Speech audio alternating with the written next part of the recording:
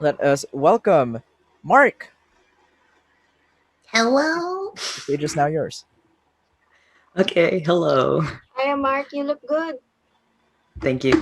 And thank you to everyone for being here today. So before we start, I would like to just give an overview, give a summary of what we're going to be covering today. So create your own virtual singer, an overview of UTAU. So I was already introduced earlier, but I'm Mark, also known as Kyuteru Loaf Atlas Dystopia, or CLAD for short, because it's an acronym of all four names, and nobody has the time to actually say all four names. So I'm 3 BScs at Ateneo Manila University, language director of Ateneo Hinamoto, and been using vocal synths for almost 10 years. I started with UTAU, and I'm still using UTAU all these years later, even with all the other synths that are around, because it really is my favorite. I really do find it to be one of the best and the most flexible synths that we have, despite all its shortcomings. And I am, of course, a music producer who writes music using these vocal synths with UTAU and with Vocaloid. And if you want to listen to my album that I released last December, it's called Sticks and Stones. You can find it on whatever music platform that you use, whether that's Spotify, Apple Music, whatever you use. And this is my UTAU, Dominic Schupfer. He looks like me. That's just a coincidence. He just happens to look and sound exactly like me, but you know, it ends up like that. So even if he does look like me, people are free to make whatever characters they like for their own UTAUs, give voices to their own OCs, do whatever you like. So I'm assuming that you guys are already familiar with the concept of vocal synths, but this is a really good overview of the phenomenon of Vocaloid and vocal synths that I'd like to share. What is Vocaloid? If someone asks you this, they're probably actually asking you some combination of these three questions. What is Vocaloid the software? What is Vocaloid the culture? Who is Hatsune Miku? Let's go through them. What is Vocaloid, the software? Vocaloid is a singing voice synthesizer software product developed by Yamaha. You know how if you don't own a piano, you go and use a piano synth to synthesize a piano. Same thing as that, but for vocals. You input words and notes, and out comes. You can choose different voice banks for different voice types, and adjust these parameters to get the sound to how you want. That's basically it. The Vocaloid program has 5 editions, and currently about 80 voice banks you can use with them. Some of these voice banks come with character avatars to help them sell, some of which are these fun anime characters. We'll get back to that later. So does this mean what you're using right now is a Vocaloid? Is Siri a Vocaloid? No. This. And Siri is an example of text-to-speech software, which is a voice synthesizer, but it's not Vocaloid. Vocaloid is the name of a specific software product, not a generic term that describes voice synthesizers, like how Coke is one brand of soda, not actually a broad term to refer to soda generically. Here's a diagram. Why do people use Vocaloid instead of human vocalists? Well, there's plenty of possible reasons. Can't sing, don't have the money for vocalists, don't have the voice type they want. Vocaloid, cool, Miku, cute. That brings us to question 2. What is Vocaloid, the culture? This is a lot more nuanced. Basically, you know those fun anime character avatars that come with these voice banks? People got pretty attached to those characters, to the point of actually wanting to write songs for them, and it's grown from there. Since 2007 or so, the Vocaloid fandom has continued to grow and evolve, with producers coming and leaving the scene. A lot of music producers you might have heard of actually started in Vocaloid. Does Hatsune Miku make the songs? No. The songs are made by human music producers that use the Vocaloid program. In this sense, it's essentially an instrument. Attributing a song to a Vocaloid is the same as if you attributed Moonlight Sonata to piano. Let's properly credit producers. Who is Hatsune Miku? You're probably asking not about this, but about this. Hatsune Miku is the avatar character for the Hatsune Miku voice bank developed by Krypton Future Media. She's not the first Vocaloid, but she's the biggest and started Vocaloid's huge popularity. But if you're actually asking about her as a character, here's her character. That's it. And here's her friends. Yeah, they're all really just avatars for their voice banks, but more importantly, they're her friends. So what's her personality like? It's literally whatever you want it to be. Her personality, you know, is more or less crowdsourced, like how popular fandom becomes canon in normal fan bases. Except Vocaloid doesn't actually have a canon, so it's all just fandom. There's a lot more to each of these questions to go into, but hopefully this was a helpful brief overview. Thanks. So that's an overview of what Vocaloid is, and if you're wondering about the Toushin voice banks, because UTAU is so flexible and because we're able to make our own voice banks, Toushin itself also has its own official voice banks. And if you've ever wondered what they sound like, then here is a clip from the demo video.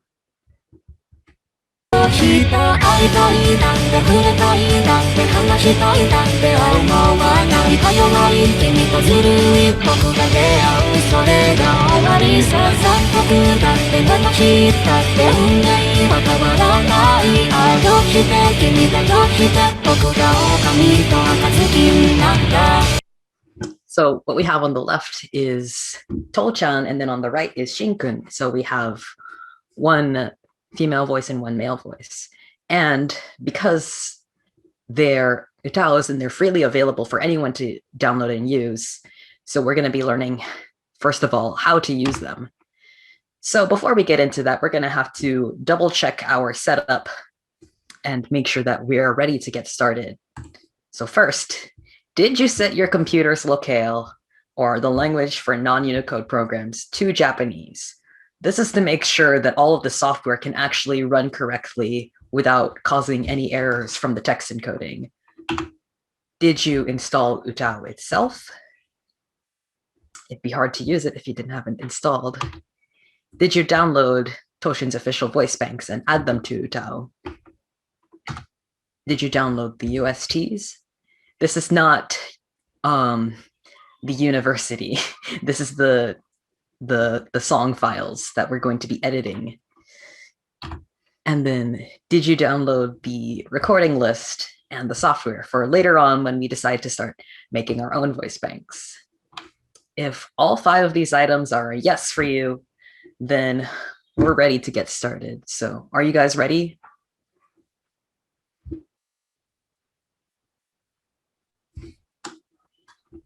Okay, let's go on to the next. Let's start.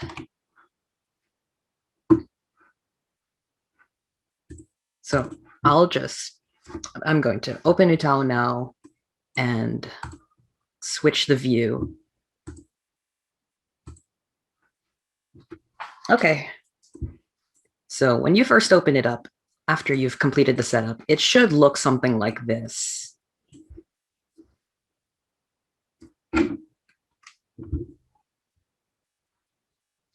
Everything should already be in English if you followed the installation instructions.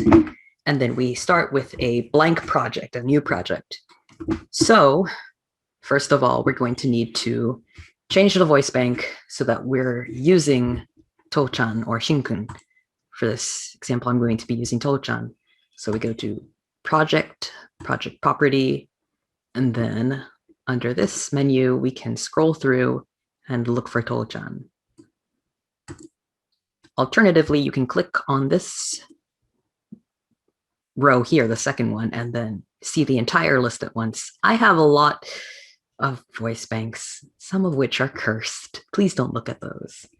And then if you have it installed in a location other than the default location, then you would have to find that folder by going to the 3 dots button and then searching for the folder. But since it's been installed from the UAR, it should automatically be available in this list. We should also go over some of the other things that are in this window, because this is the project configuration. So not only can you set the voice bank, but you can also set a lot of other options. So a few of the most important ones are this row, the rendering options, Tool 1, Append, and Tool 2, Resample.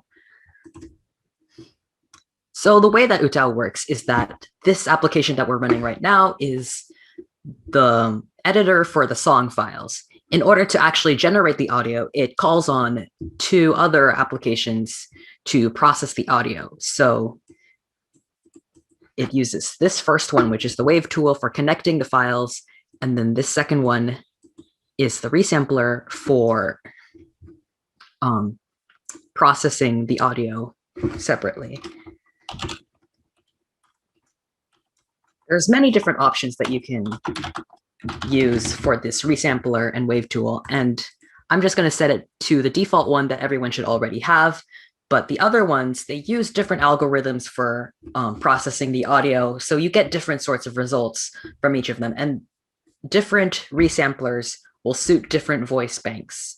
So it is a good idea to look into these different resamplers and see which ones fit the voice bank that you're currently using and which ones would sound the best. Now, in this box here, the rendering options, we can set some flags that will modify the sound when it's being processed. So a bit later on, I'll show some examples of some flags, but this is where you would set them for the whole project. And then you would be able to set them on individual notes by using the note properties. So we have the voice bank set, we have a valid wave tool and a valid resampler, which means that the project settings are okay. And then we can start adding notes to our project.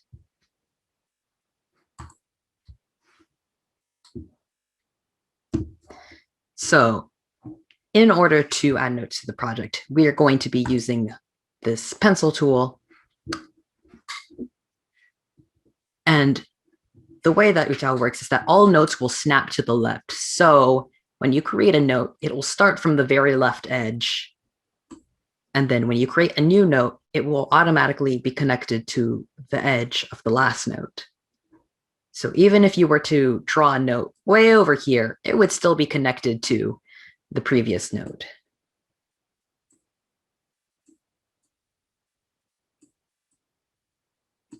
And by doing that, we can click and drag and enter in some of the notes. And in order to play the notes, we'll click and drag to select the notes, and then we can play.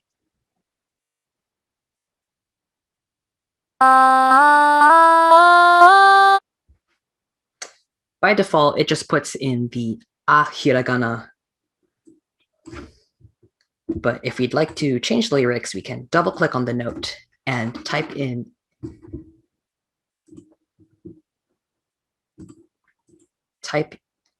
the lyrics. So let's say we want to do do, re, mi, fa, sol.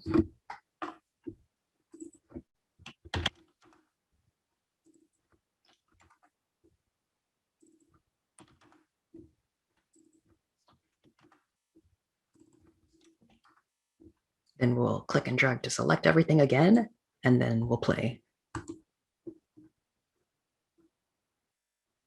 Do, re, mi, fa, sol. It's sounding a little bit rough, and what we can do to smooth it out a bit is to, if you don't see the notes that look like this, if they look like solid blocks, there's a chance that you're in mode 1 and it will look like this. But in order to get the sort of transparent notes with the lines connecting each of the notes, you will switch to mode 2 by using this button up here, and pretty much always use mode 2. There's not really a point to using mode 1, and the notes will look semi-transparent like this. I'll just zoom in so it's a bit more visible. Now, if you can see on the individual note, there's a sort of box, and this is showing the volume of the note over time. And you can see that these chunky notes are sort of just overlapping each other. But what we can do to make them fade together more smoothly is use these buttons here in the top row, which are the envelope buttons. So I'll first reset them to make sure that any changes have been removed. And then this second button is P2, P3, which will change the shape of these boxes to be slanted at the ends so that the volume will fade in and out at the beginning and end of each note. So if we select these notes again and then play them, Do, re, mi, fa, sol. It's a little bit more smooth. Let's say we want to have some gaps in between the notes. We don't want them to all be connected to each other. And that makes sense because most of the time in a song, you're not constantly singing. There's going to be gaps in the song. So what we can do is use this button to add a rest note, which will just be complete silence. And then afterwards, we'll be able to draw more notes, and this time, instead of being attached to the end of the previous note, they'll be at the end of the rest note.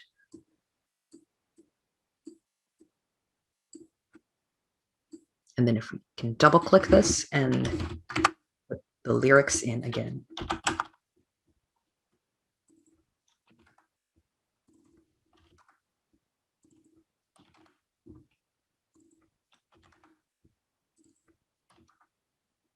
Then back to the selection tool, select these notes, P2, P3 to crossfade.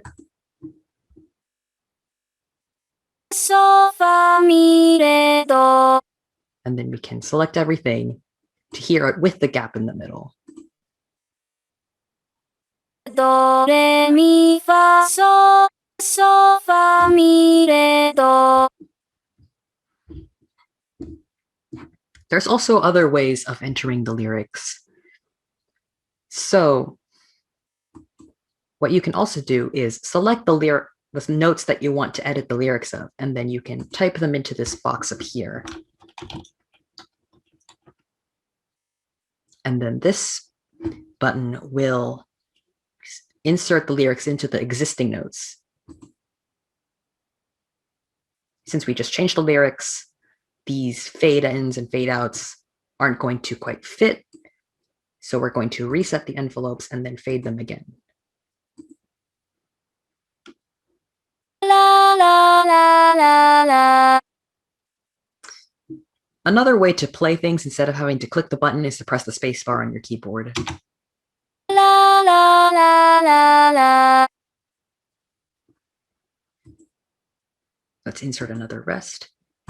And if you want to create new notes from the lyrics that you entered here, if you already typed something in here, then you can put your cursor after the end and then use this new note button and it'll insert the notes. And if you click and drag on the bottom edge of the note, you'll be able to move it up and down.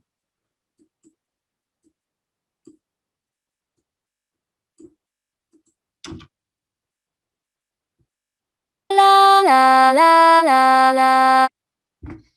It's a little bit boring if we have a song that only has notes that are exactly the same length. So what can we do to change the length of the notes? Especially the way that all of the notes are connected end to end. It seems like it would be a bit hard to shift them around. But there are a few tricks that we can make use of using keyboard shortcuts. So normally, when you want to extend a note, you can safely extend them into a rest note. So let's make this so a bit longer.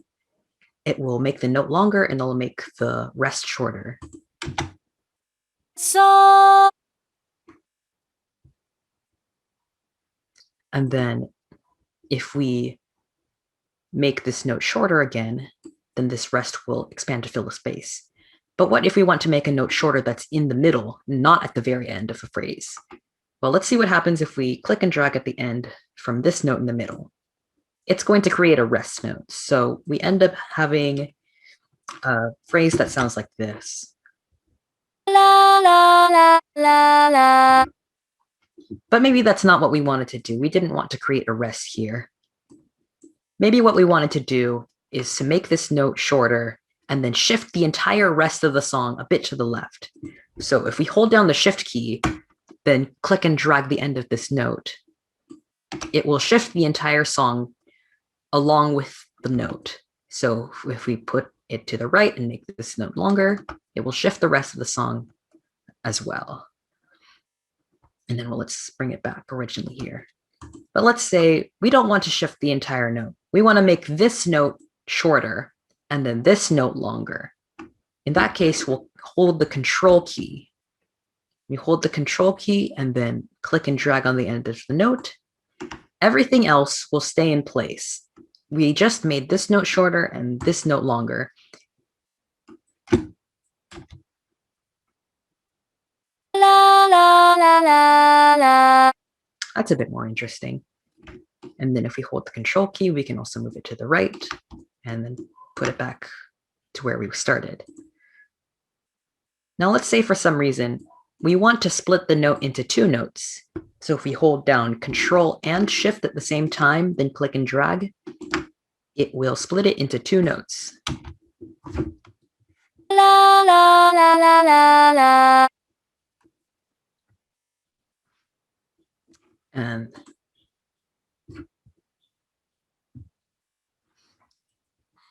that's how we can add and edit the note lengths.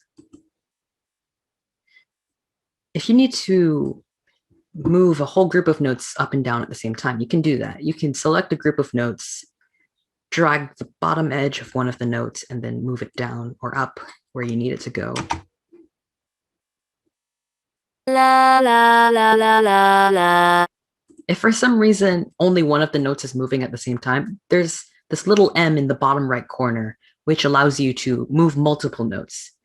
If it's deselected, then you'll only be able to move one note at a time. But if it's enabled, then you should be able to move multiple notes at a time. And this can come in very handy if you're working with a song that doesn't quite fit the range of that particular singer. Like, let's say a song is originally meant for a female singer, but you'd like to make a male UTAU sing it, so you need to move all of the notes down. It'll be a bit tedious if you're trying to make an entire song and you have to enter in all the notes one by one. So what you can do is import a MIDI file from the file menu, import, I'll save this, and open up one of these MIDI files. What is this? And then you select the track, okay, and it will automatically include all of the notes that you might have already prepared, or you might have already downloaded this file from somewhere else. And then you can just work on inserting the lyrics by going through these notes one by one and typing in the lyrics. And you will still need to change the singer to the singer that you were intending to use.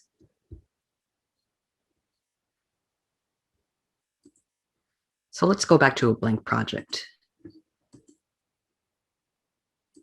We'll select Toushin again.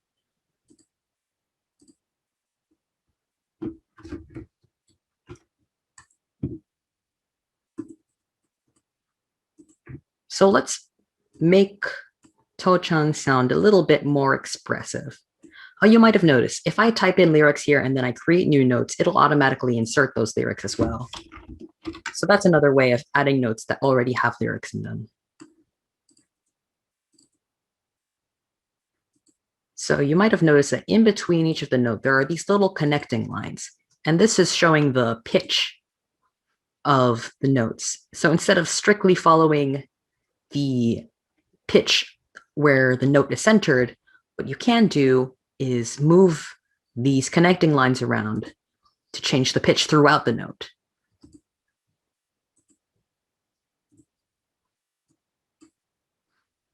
So let's listen to what this sounds like without any further editing. La la la la la. So that's pretty plain, but there's these tiny little squares that you can click and drag and move to the left and right. So if you were to stretch it out like this, these two notes would sound different. La la. If you right-click on this, you can add more control points. And then this is when you are able to move them up and down. La la.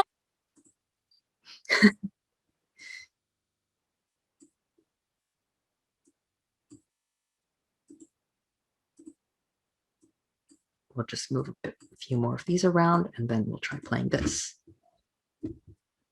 La la la la la. So this process of fine-tuning all of these little parameters, this is what people refer to when they say they're tuning a vocal synth. Another thing that we can add is vibrato, which is a way of which is when the pitch is wavering up and down. And this is usually good on the long notes. So on these shorter notes, you might just use a few pitch bends. And then on a long note like this one, you'll go to right-click on the note, go to pitch, and then enable vibrato. Okay, and then we'll get this little squiggly line. Let's listen to what the default settings are like. La. It's very nice. Let's make it more extreme. Oh dear. La.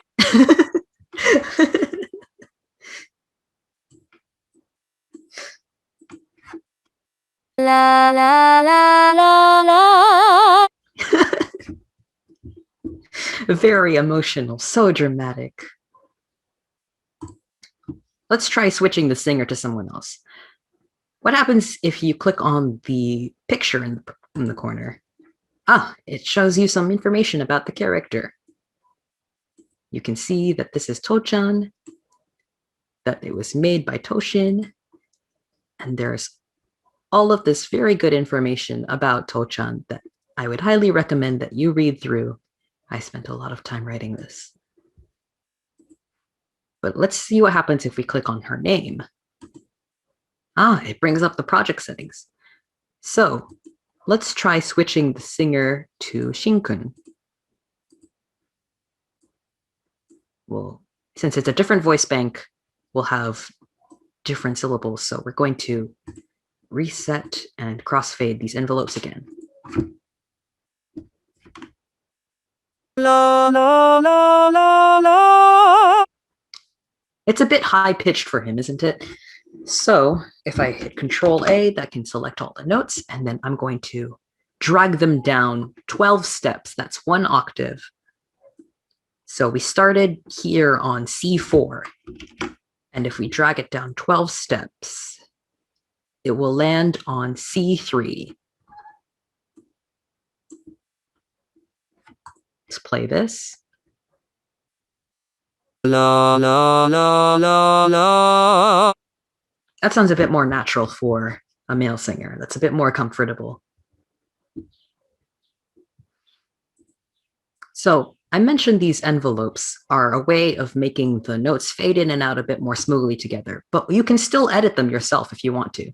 So if you right click and you go to envelope, you can drag these points around, and this will affect the volume of the note over time. So this is the beginning of the note, this is the end of the note. Let's make the end of the note really loud. Okay.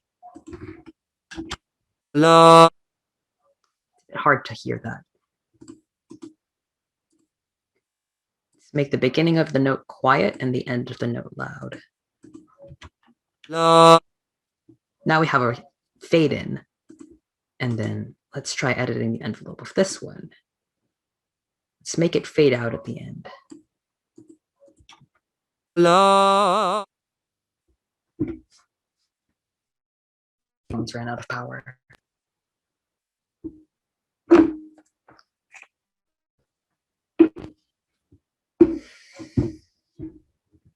Okay. I think my earphones should still be working. And then let's go and take a look at the note properties. First of all, we're going to select these notes and reset the envelopes again. Those edits just disappeared, but it's fine. So if we right click on this and go to property, we'll see all of these properties of the note. And we'll see this one that's labeled flags. Now these are some settings that you can tell how to render the note.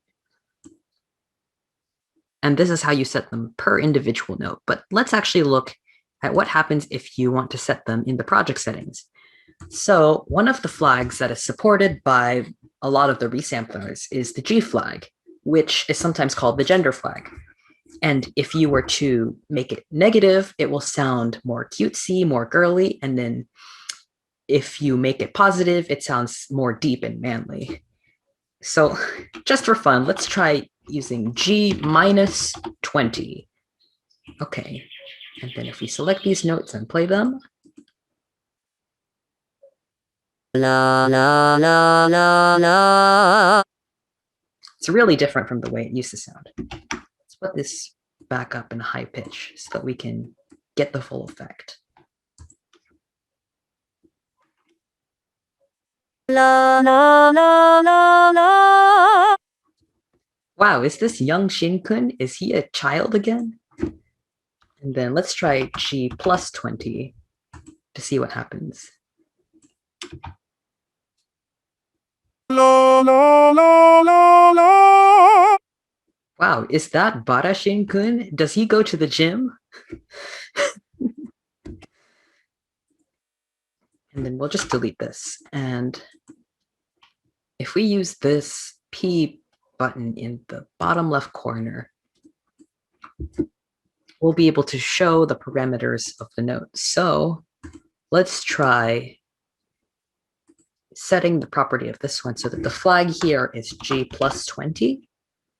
And then the flag on this note is G minus 20. So now we can see that this one has the G plus 20 on it, and this one has the G minus 20.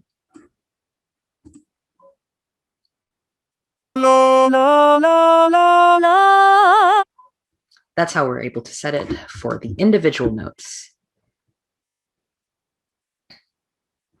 So let's say we don't really know the notes to the song, but we still want to make our own cover of it. And what we can do is use some pre-made files. So I provided a few pre-made files that we're going to try using. So we're going to go to File, Open. I'm not going to save this. And let's go to the folder where I saved them, USTs. The first one we're going to look at is the one that's labeled asn-main.ust.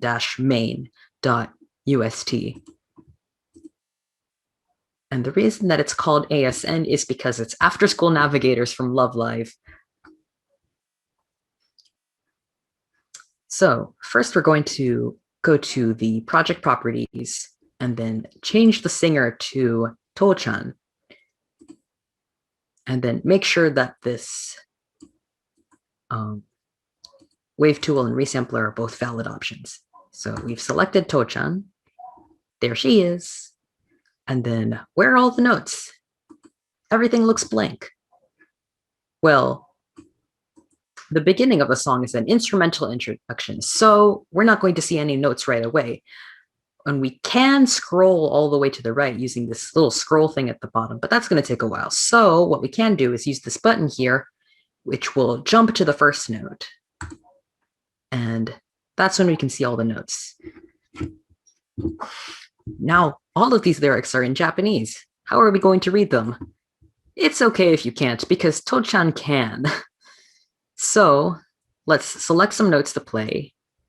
We'll reset the envelopes and then click P2, P3, and then we'll play.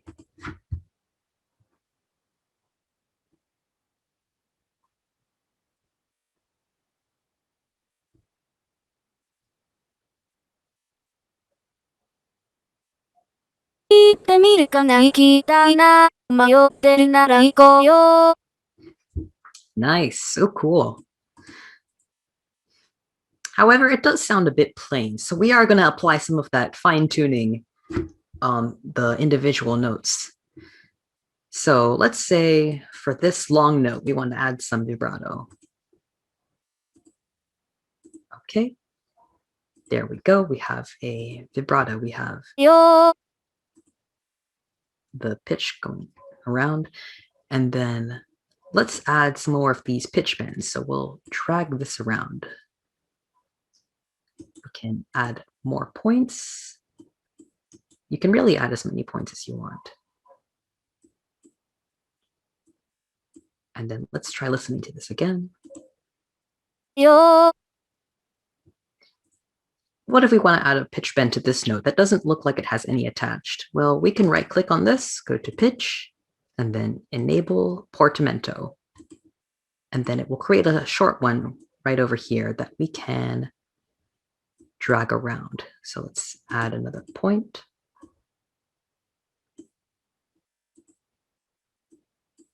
And in order to figure out exactly where to put these points, it's just a matter of trial and error, figuring out what you think sounds nice, maybe listening closely to the way that singers will sing individual notes and the sort of inflections that they put on the notes. Now let's listen to this.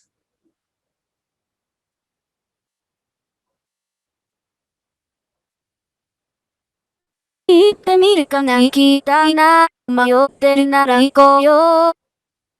that's a little bit more fun.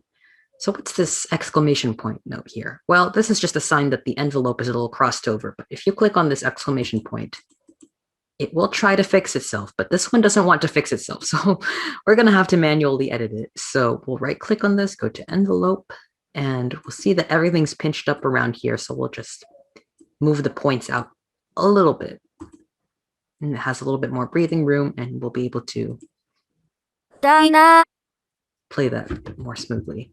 So let's say you go through the process of editing the whole song, fine-tuning everything so it sounds exactly the way that you like. It sounds super exciting, super expressive, and you're ready to make the final version of the song. Right now, we only have the singing part, but what about the music? So let's save our work. Always remember to save your work. You don't want to lose what you've made after you spent so many hours on it. We'll go to Project and Render Wave File, and then you can choose where to save it. Now, I'm not going to be able to render the whole thing because it will take a while, but what you can also do is if you only need to save a small clip of the song, let's say you just played this section.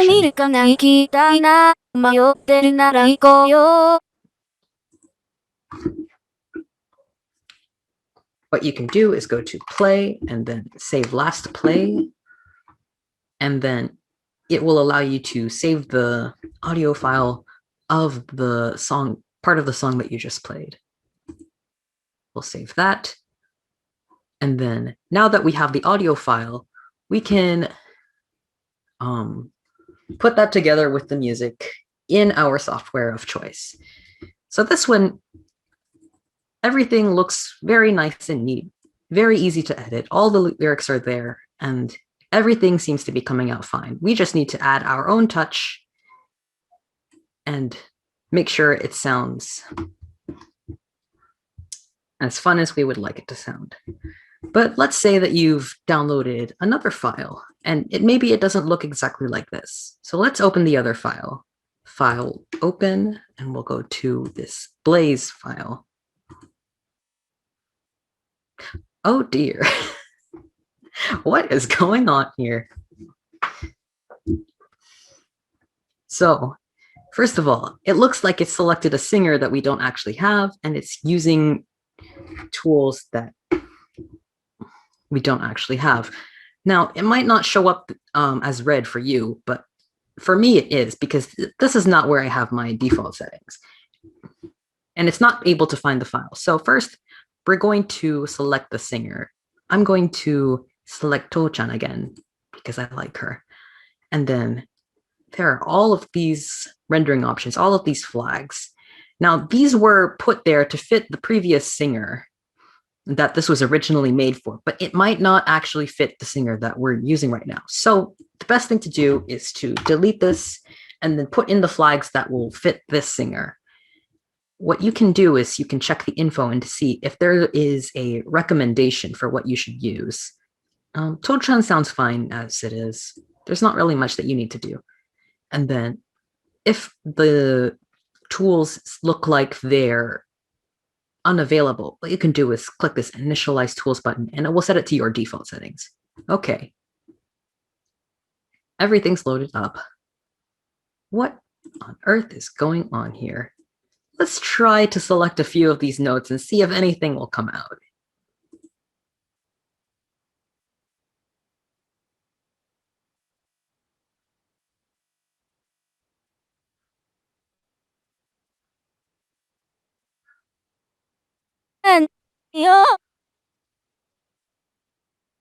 Well, we got a couple of noises, but we didn't really get much of anything. So what is the problem here?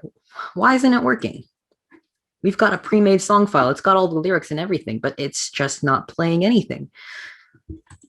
Well, that's because it's been fine-tuned to work with another voice bank.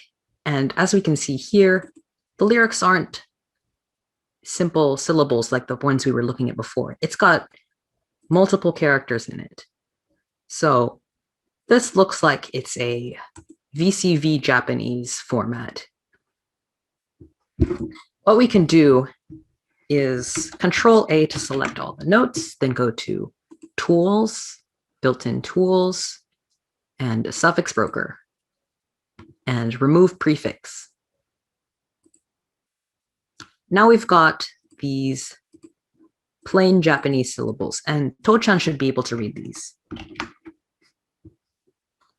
What we also need to do is make sure that the timing of the notes isn't shifted incorrectly. And how this can happen is through the note properties. So we're going to select all the notes again, right click and go to region properties. And then a lot of these things are filled in with gray. So that's because they're different on all of the different notes. So intensity, that's the volume of the notes. We're going to set that to 100. Modulation, that controls whether the pitch is exactly on pitch or if it's going to be a little bit wavery, if it's going to match the original recording more. We want to keep the pitch nice and flat right now while we're still adjusting everything so that it's clear what the song is. So we're going to set that to 0. And then this pre-utterance and overlap stuff, we need to clear that. This one also needs to be cleared out. So you can click on this box and then press the space bar and it will turn white. For this BRE one, this breathiness one, you can also press the space bar to empty it, as well as the flags. Click on that, press the space bar, and then now everything looks white. Don't touch these. And then we'll click OK. Now, if you don't see this bottom part, it's probably hidden like this. So you just need to click on this little details triangle and then it will show and hide. But it's more convenient if you just let it be displayed the whole time. So, OK. And then we'll reset these envelopes and then we'll crossfade them again so that they connect more smoothly. And then we'll select some notes to play.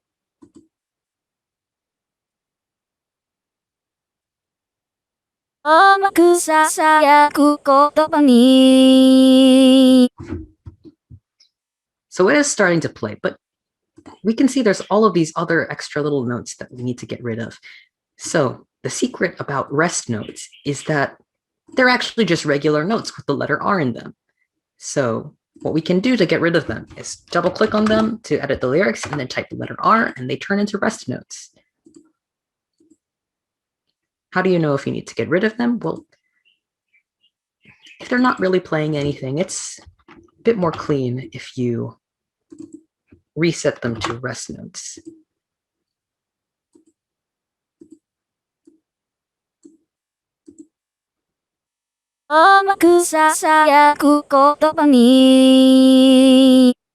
There's already all of this fine-tuning that exists in the song, and you could leave that in if you wanted to, but it's probably not going to suit the way that you want this particular singer to sing the song. So in order to start from a blank slate, we're going to select all the notes, right-click, and go to pitch. Then if you click on this checkbox next to portamento, you can empty it and then click it again. And that will wipe the original ones and then put in some plain ones. And then we'll uncheck the vibrato one as well. Okay. And then now everything has been reset.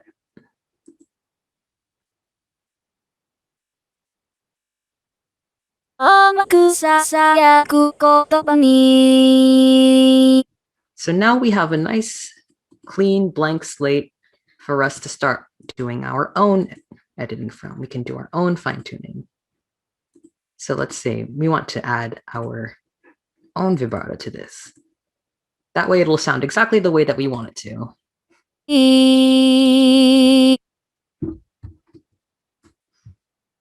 And then once you're finished editing this, then you'll be able to render the wave file, save it, that audio file, and you'll be able to add that to the instrumental of a song.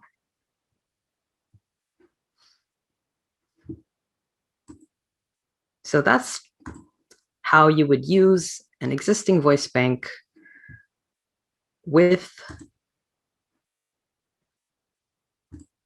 some existing song files, or if you were to make your own, like if you were to prepare your own MIDI file and import it, or if you were to manually draw in the notes yourself, and that's how you would use those sorts of voice banks. So this will be the Q&A for the first half about using UTAU. So if you have any questions about using UTAU, about using Toushin, about anything related to that, I'd like to open the floor for questions and answer any that you have.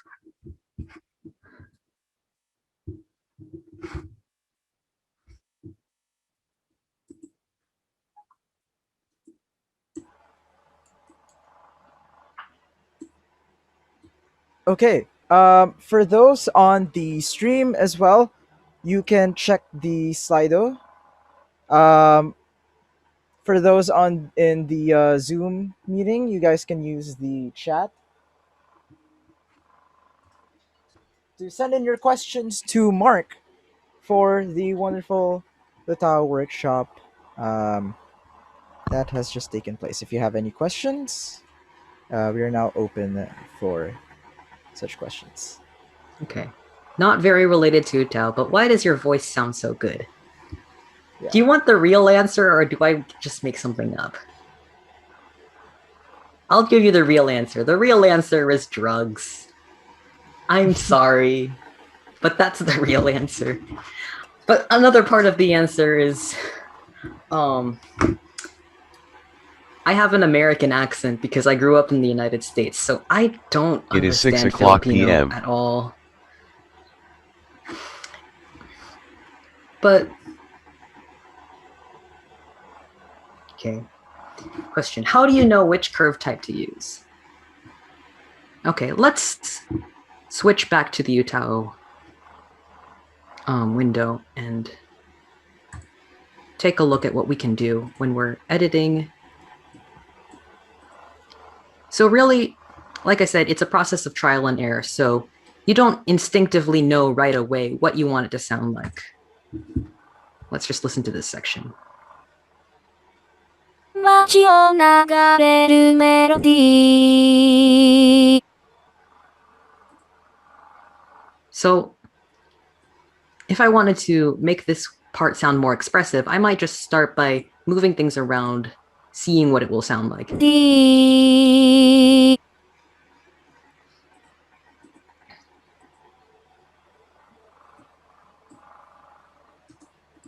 Adding a control point, like, let's see, what if I were to make it start out from a high part like this? Melody. I don't really like that very much. So let's see what happens if I try to make it go low like this. Melody. You know, I think I don't actually like that one as much. I thought that maybe if I were to start it from low, it would sound better, but turns out I prefer it from when it goes high. So really, you just trial and error your way through. And then as you gain more experience in using UTAU, and then especially if you were using these pre-made files, you could go back and look at the way it was before you had wiped out all of the existing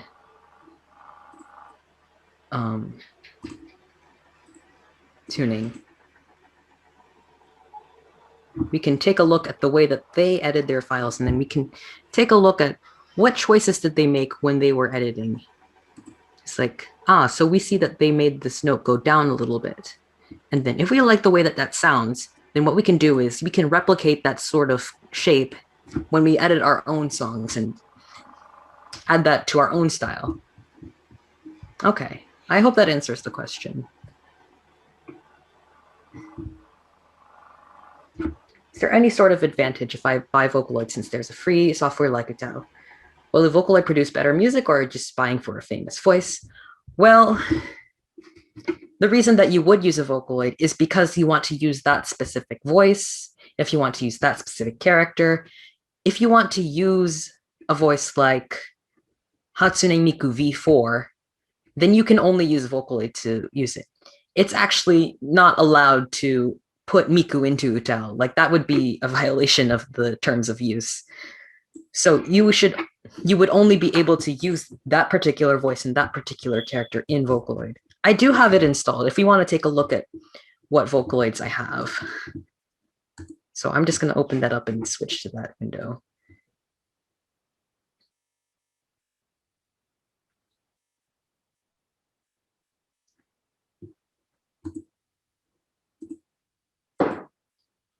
So I happen to have V4, and then if we look at the list of singers I have here, it's very short compared to the list of singers that I have for UTAU, because I can't just, I need to have a certain type of singer for this song. I can just go search for an UTAU that'll fit that.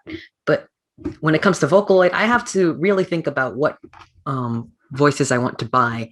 And the ones that I have, who's my favorite Vocaloid? Yes, it's Kyoteru. Kyoteru is my favorite Vocaloid. That's why my username is Kyoteru. So you've got a similar sort of setup here where you can draw in the notes.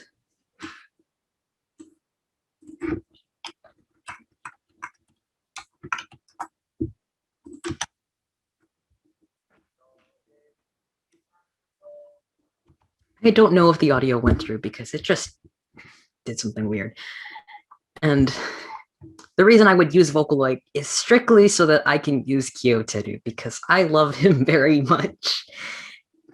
But other than using Kyoteru or my other two Vocaloids that I have, which are Maika and Sonica, I don't really have much of a reason to use it. So it really is just, for that particular voice that I want to use.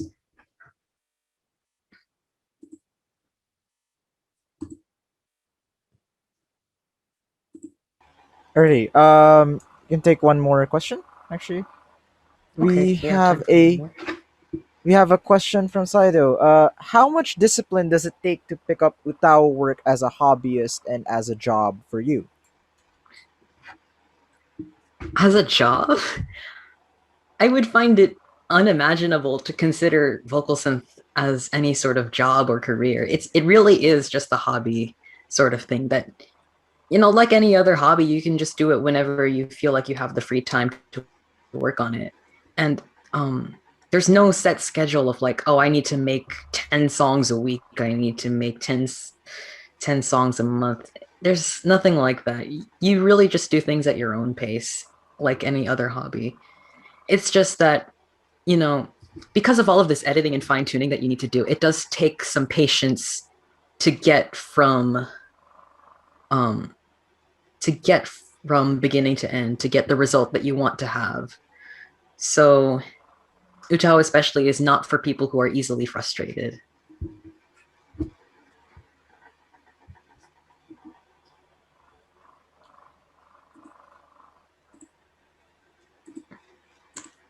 If that's the last question for this section, then we can move on to the next section, which is about making your own voice banks. So when it comes to making your own voice banks, there's a lot of different decisions that you can make. And one of the decisions is the format of the voice bank.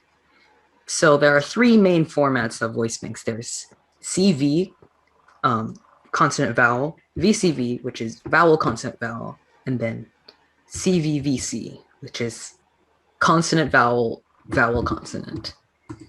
So the most basic way of recording a voice bank is to record samples that are just one consonant, one vowel. And this only works for languages that have simple phonetics like Japanese. So if every syllable in the language only has, it could be only a vowel or it could be just a consonant and a vowel, then this method will actually work. Like for example, the word konnichiwa, it has ko, ni, chi, wa. There are no consonants at the end of the syllables. Each of them always ends in a vowel.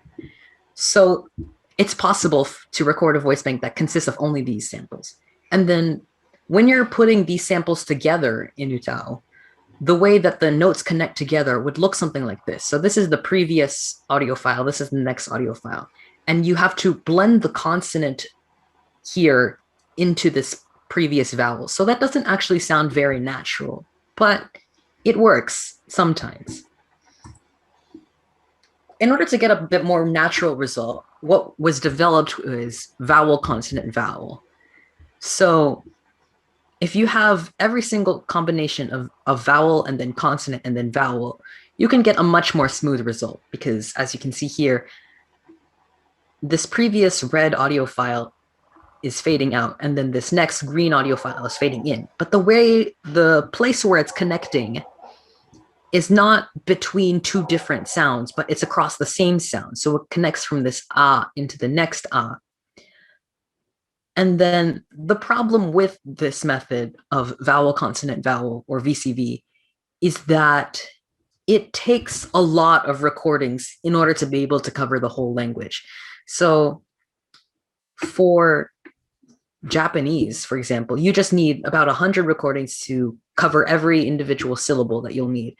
But for a VCV Japanese voice bank, you'll need to multiply that times 7. And then when you start to consider a language like English, that has even more different sounds in it. So it really isn't practical. You have to spend more time recording. You have to create more files, which take up a lot of space. Like it can easily take up gigabytes of space just for one voice bank if you're recording a lot.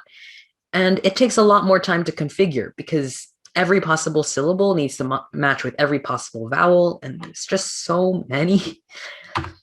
So the practical choice for basically every language is the consonant vowel, vowel consonant, or CVVC. So this allows you to have syllables with consonants at the beginning and at the end. But it also allows you to let things connect smoothly without needing to record as many.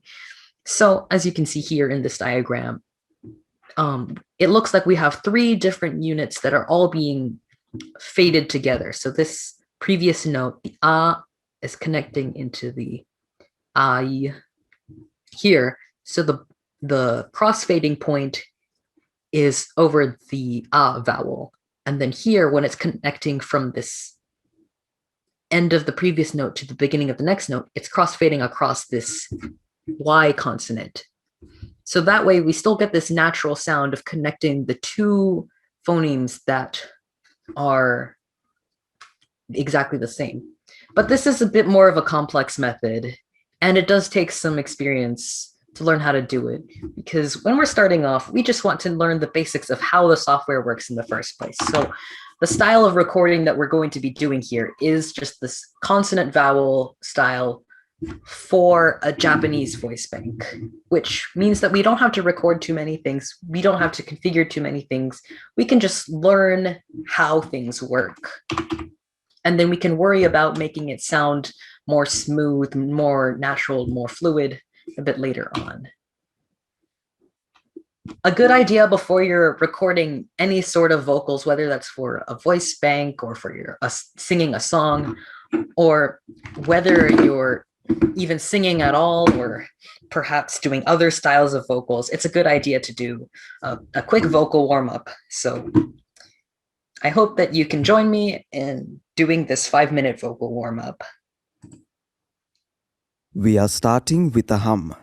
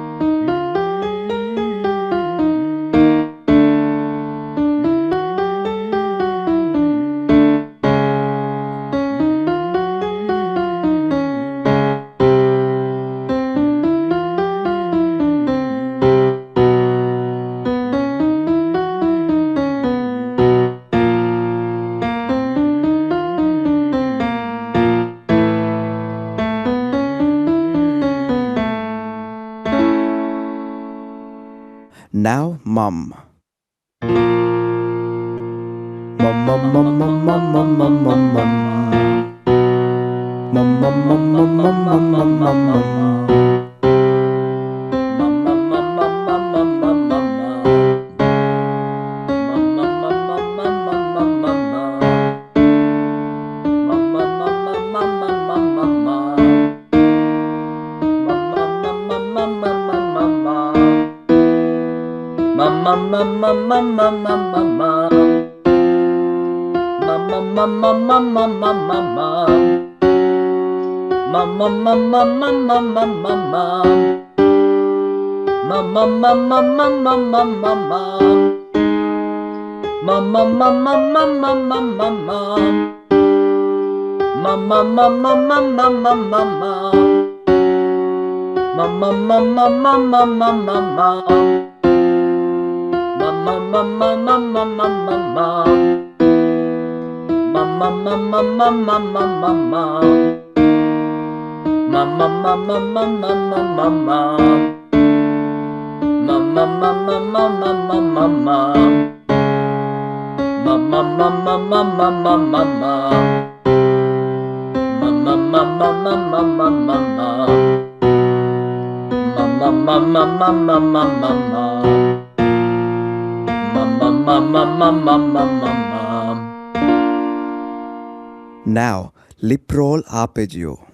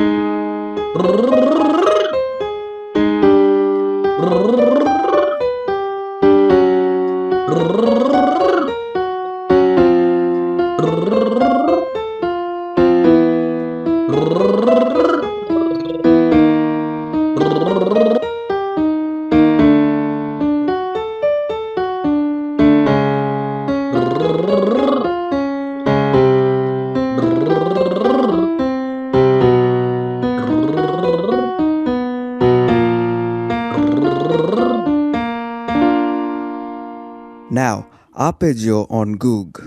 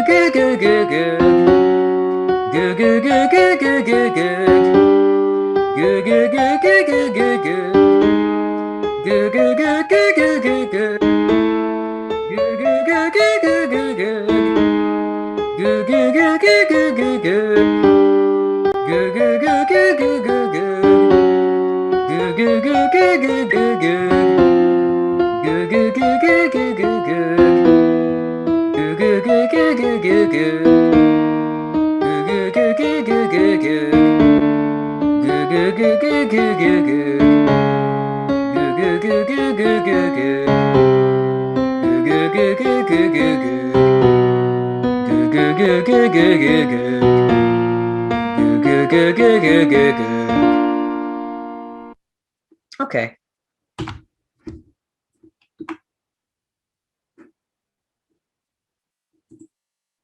Oops.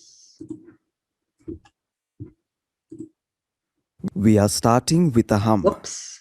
All right, now that we're all warmed up, that means that we are ready to start recording.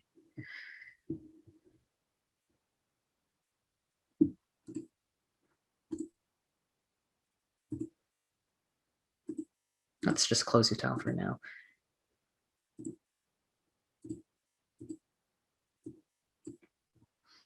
So the software that I recommended for everyone to install is Audacity, which I described is a basic audio recording and editing tool that you could use for a lot of different things.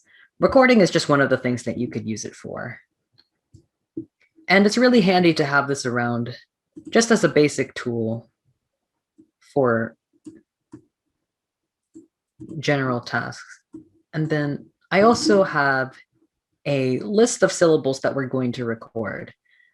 I'm not sure that we'll be able to go through all of them, but I would like to record just a few of them for the sake of this workshop and for the sake of time.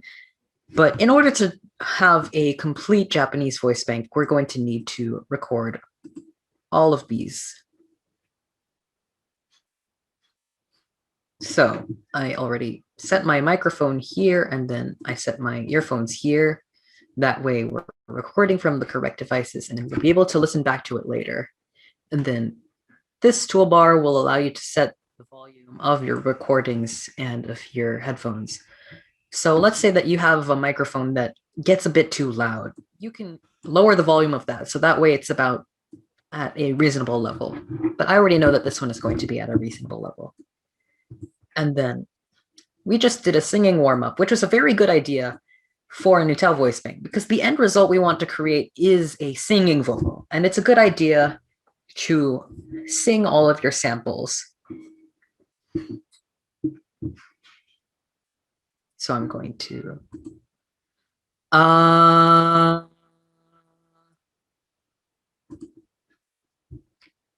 So I held this note out for a few seconds, because if we have a longer sample, we have more audio to work with, which will result in a higher quality result when it's processed by UTAU.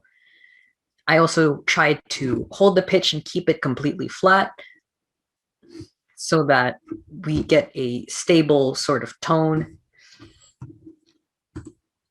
And in general, what we want to do is record all of the syllables in the voice bank at that same pitch as much as possible. What you can do is listen back to the recording so that you can remember what pitch you recorded it at. So let's record each of these syllables in this top row separately. O,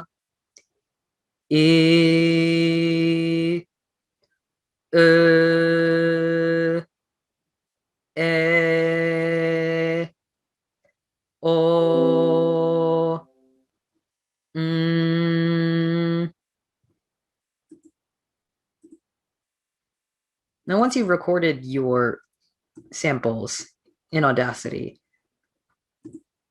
and you've listened back to them and you've decided that they sound good, we're going to select around the sample. Make sure that there's a bit of space at the beginning, at the end. And then we can go to File, Export, Export as Wave. And then we can go to the folder we created to hold all of our voice bank files. Now I created the folder here. And then because we selected the A syllable, we're going to name it A. And the type we want to save it at is wave signed 16-bit. There we go. We've saved that one. So then we're going to save the rest of them.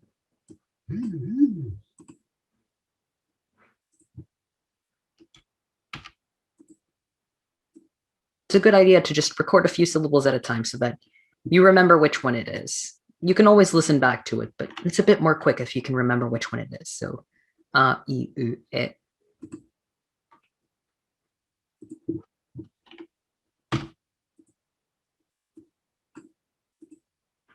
Export.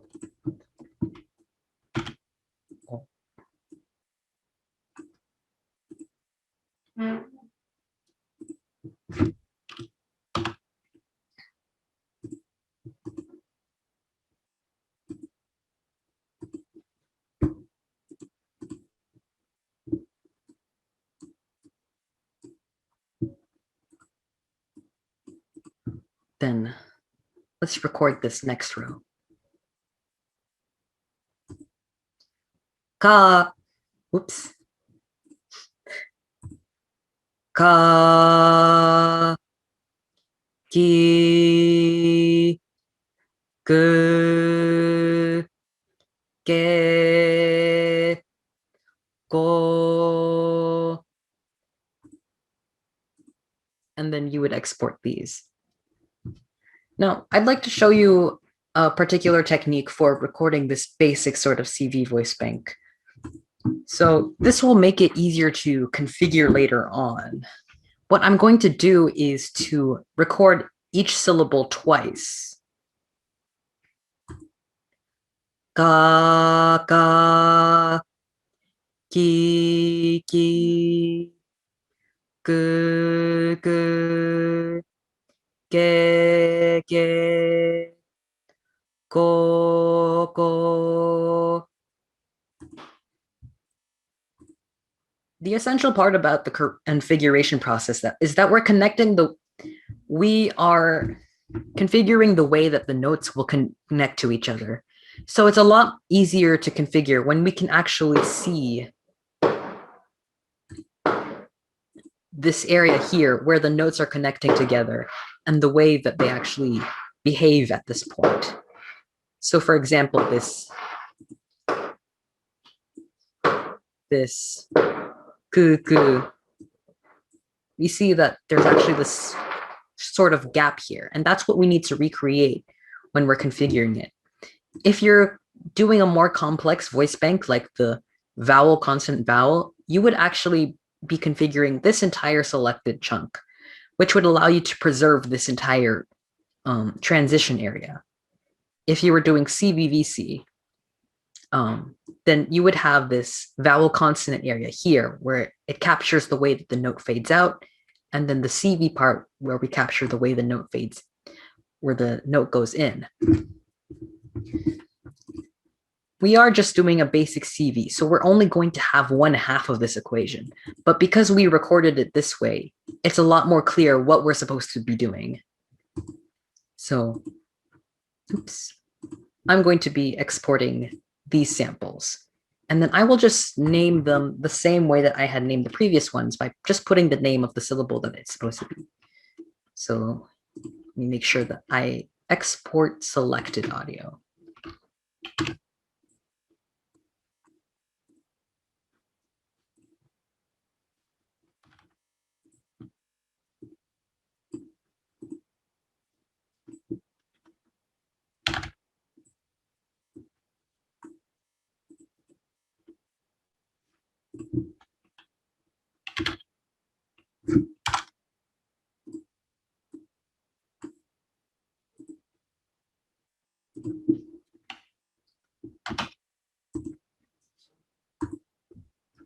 So using Audacity is a bit tedious because it's just a general recording tool, which is why I also recommended, if you'd like to record a lot more voice banks, then there's a specialized tool that we can use called Oremo.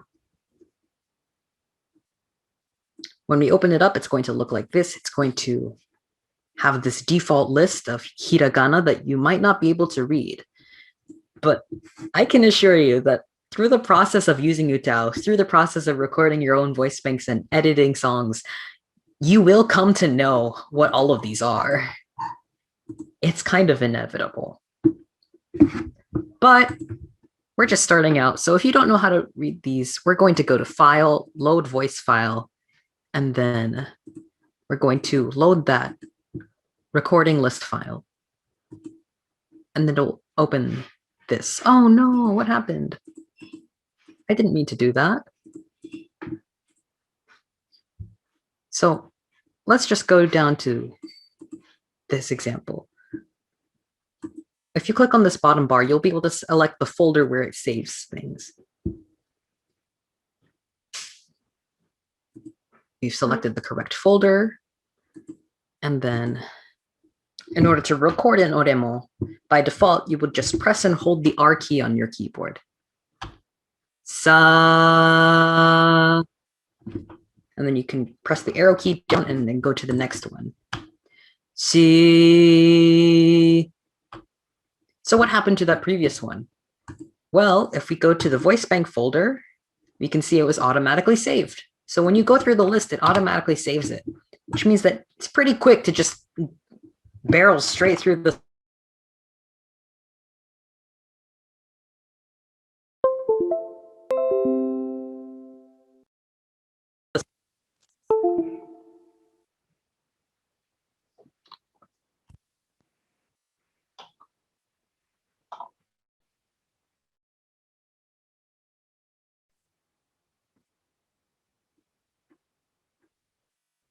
Okay, something happened to my audio.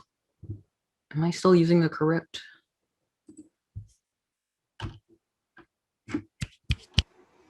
We can hear you just fine. Yeah, but it seems like Oremo's not recognizing it. Whoopsie doopsie. I will have to restart it. Ah, and it remembered where we left off, so I don't have to go very far to set things up again.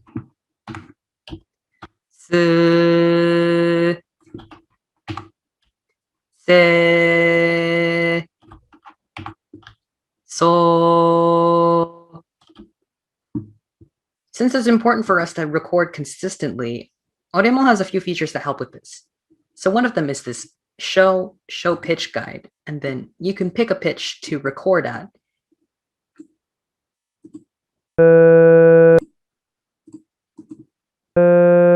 I'm going to use F3 because that's around the middle of my range, but you want to find a note that sounds around the middle of your range and what sounds more natural, most natural for your voice. Like if it's at the middle, then you could sing notes that are higher, notes that are lower, and then that'll be a good starting point for UTAU to process your samples. So that way it sounds the most natural, right in the middle of your range. So if we've selected this pitch guide, what we can do is press the O key, and then it will play a preview of that sound for us. So let's pretend that we've gone all the way through the rest of the list. Let's say that we're all the way here at the end. Yeah. Blah, blah, blah. We're done. So we finished recording our voice bank. But what would happen if you tried to use it in UTAU as it is without configuring anything?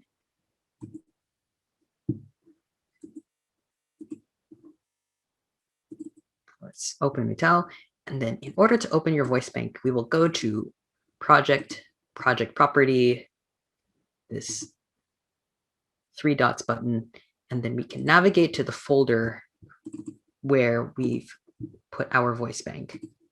And then it'll ask you to select an audio file so that it knows where the voice bank is. Okay. Let me just focus on this window so that we can hear it.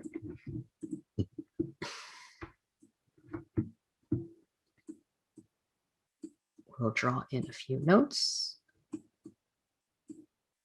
And then let's see if it can play these notes.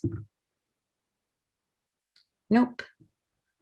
Because of the way that we save the files, it's not able to recognize the Japanese characters. So let's just try typing in the way that we actually saved our files. So we'll try playing this.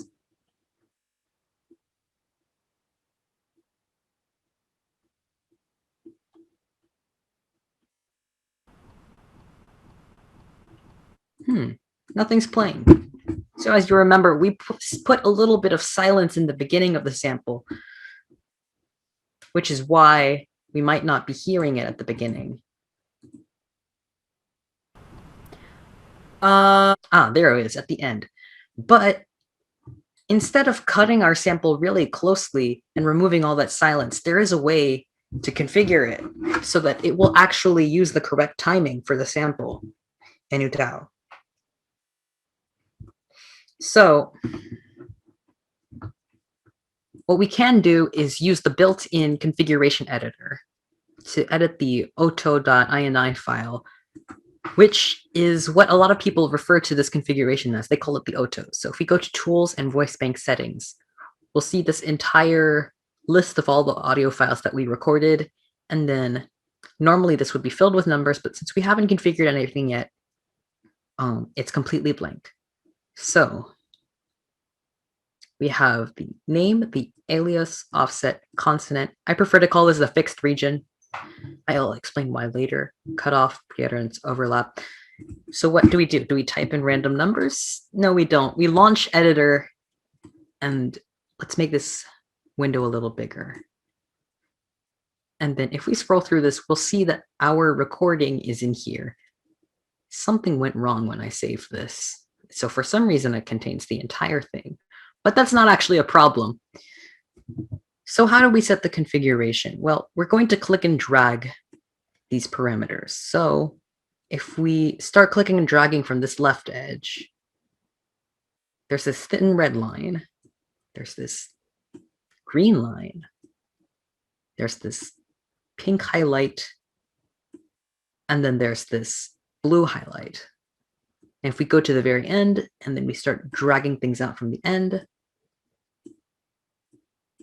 that's all we've got. We've just got another blue highlight.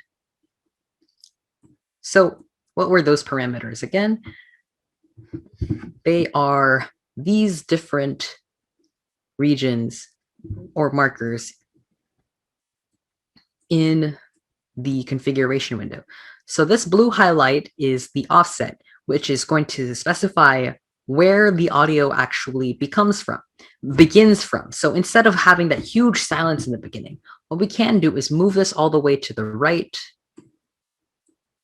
And then now, if we align it here with where the audio starts, when we play it again, it should start from here instead of all the way from the beginning of the audio file. So let's close this, press OK to save, and then let's see what happens when you play this.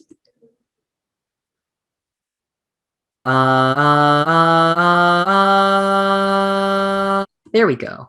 Now it's actually starting from the beginning of the file. So what are the other options for? Well, it makes a lot more sense if we start by looking at something that has both a consonant and a vowel in it. So let's launch the editor here.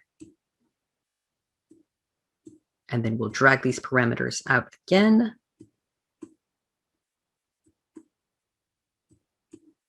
So we're going to set this blue offset at the beginning of the audio as we did before, and that will enable it to skip all the silence at the beginning and start playing the file from here. So the most important parameter really is this red line, which is the preutterance. The thing about the way that syllables are sung in music is that the consonant actually comes before the start of the note.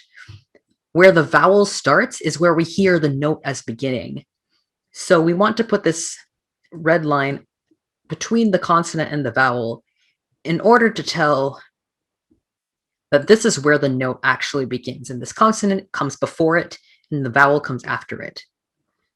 This green line, which is very hard to see, is labeled overlap. I'll be able to demonstrate what the overlap does more clearly in the piano roll.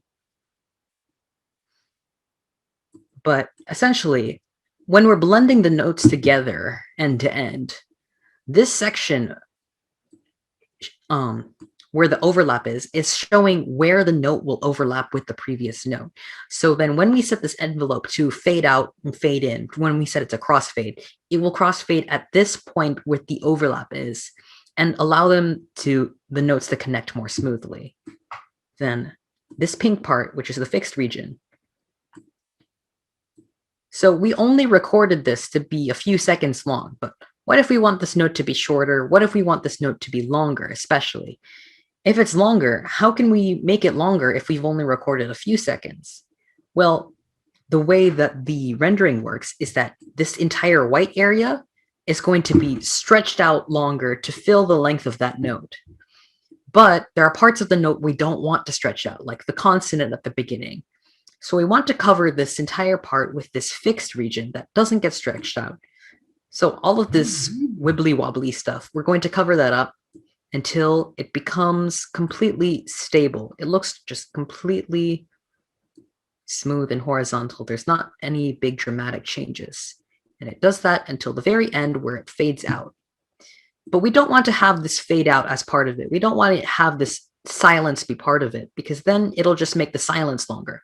So if we drag this blue part from the end, this is the cutoff. It will cut off the end of the note. And then that way, if we cut off this fade out, the only part in this white area, if we zoom out, is just this vowel. So only the vowel will get stretched. And then that's how we configure a consonant like sa. So let's close this, press OK, and then if we type in the lyric sa,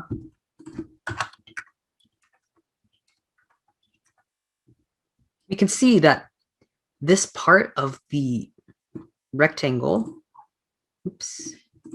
is sticking out before the note is supposed to begin. Like if we press this tilde on the bottom corner, we can see this is where the notes actually are. And then if we re-enable this envelope view, we'll see that the audio of this file actually, this note actually begins before the note starts.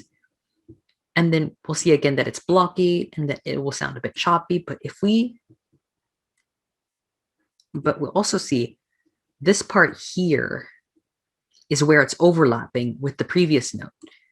So in this part, the previous note actually doesn't play at all. So there's no overlap here. But here it is overlapping. And in order to take advantage of this overlap, we need to crossfade. So now that it's fading in and out, it will play together more smoothly.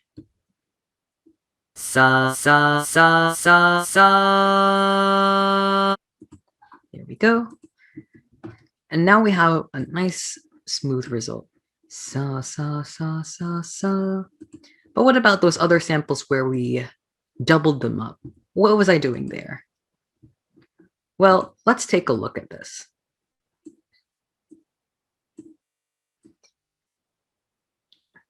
As I mentioned before, the critical part of configuring the auto is this transition between the two notes. And unlike the sa, where it's okay to blend the consonant together, where it's like a sort of soft, smooth consonant, this one, it completely cuts out and goes silent before the consonant starts. And we want to recreate this sort of silence. And the easiest way to recreate it is to actually use the silence that's provided by the sample. If we were just using a regular recording, we would only have this, and we would have no idea how much silence is supposed to go before this consonant, before it starts, in order to make it sound natural, in order to make it sound the way that it would have been pronounced by a human. We don't want to blend away this consonant sound, because this is if you're into linguistics, this is a plosive consonant. So we want to have that strong sound with the silence before it. So we're going to move this offset all the way until it starts here. We're going to put it at the very end of this first syllable. And now we have this pre-measured silence in between the syllables that we can use.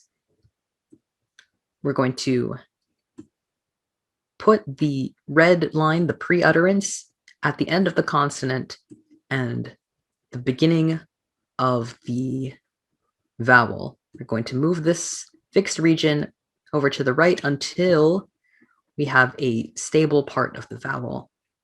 And then what are we going to do with the overlap? Well, I usually like to leave it about halfway here. That way, the part that we're blending is just silence. We're going to have the note fade out. There's a silent bit, and then the consonant will be heard. And that way, the consonant sounds nice and clear. And this part is fading out, so we're going to need to cut that off using the cutoff. Okay, let's close, press OK to save. And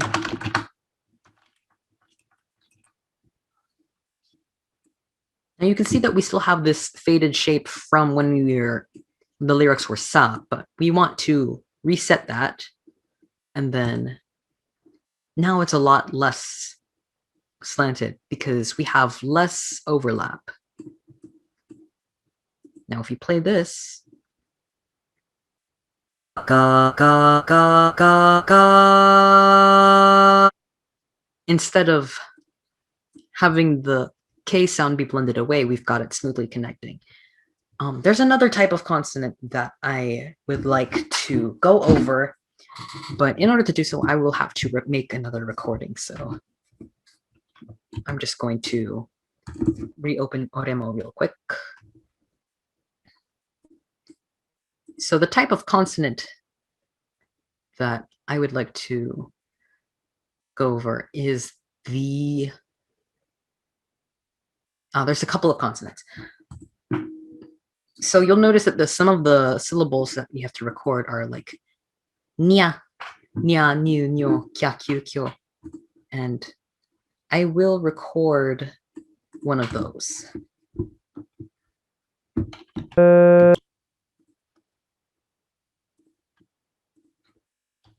Nya. And then another one is what we call glide consonants, because they sound kind of like a vowel, like ya or wa. It sounds like you're going ya, wa. And those are a bit different from the other types of consonants, because a consonant like st, k, it's very noisy, but a consonant like ya, it's almost a vowel. So it'll be a bit difficult to configure it, but I'll show you a method how. So first I'm going to record one. Ya.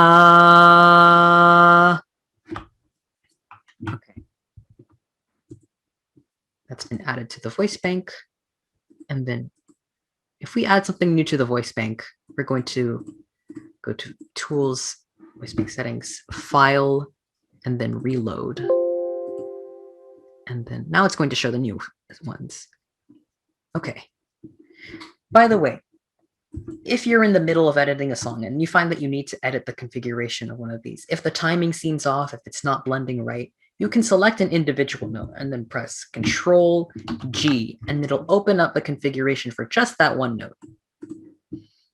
And if you're not selecting any notes, then if you're selecting multiple notes, Control G.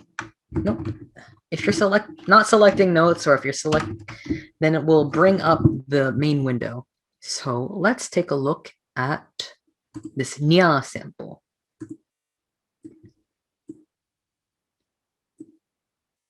So we've got two consonants in this. It's got the N, the Y, and then there's the A. So where do we put it? Well, because of this particular type of consonant, we're not actually going to be putting it after the Y sound. We're going to be putting it after the N sound. It's kind of hard to see where that N sound and that Y sound are. So we're going to click this S, and it will show a spectrogram. This is another way of looking at audio files. You're probably used to seeing, a waveform that looks something like this with the squiggly lines. But what a spectrogram does is that it shows you the frequencies in the audio file. So you can see that there's low frequencies and there's high frequency harmonics. And then that's how you can tell the difference between different types of phonemes. Because vowels tend to have a lot of harmonics. They're very open sounding. They have a lot of resonance. And this consonant is very closed off. N, ah, n, ah. And that's how you can see it on the spectrogram. So because of that, we can tell that this is where the N sound is, and then this is where the ah sound is. So when we want to put this red line, the pre-utterance, at the end of the consonant and the beginning of the vowel, we can put it here. This is a consonant that can be blended into the previous vowel. So we can put this overlap halfway. And then because this is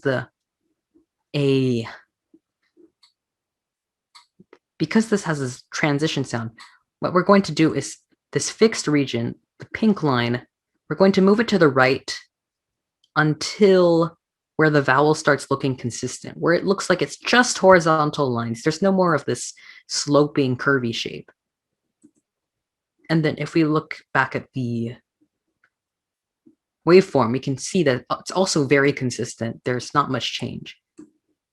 Okay, that's the nya sample. We're going to select these notes, reset P2, P3, and play. Nya, nya, nya, nya, nya. There we go. Now that's all correctly timed. It sounds exactly the way that should. And when you notice that on this long note, because we put the fixed region after the Y sound, only the ah sound got stretched out. So that way, instead of going like nya, it went like nya. So let's go back into the settings. And that same technique of looking at the spectrogram is what we're going to use for this ya sample. But because ya, the Y sound is the only consonant in here, we'll put this offset at the beginning, switch to the spectrogram. This is the main consonant that we're working on. And then we're able to tell that this sloping sound is the Y sound. It's going from the E to the ah sound, ya, but very quickly. And then this is the sound that we want to blend in with the previous sound. And then we'll put this fixed region up to where the vowel starts looking consistent. And then we'll remove the cutoff at the end so that we'll remove the fade out.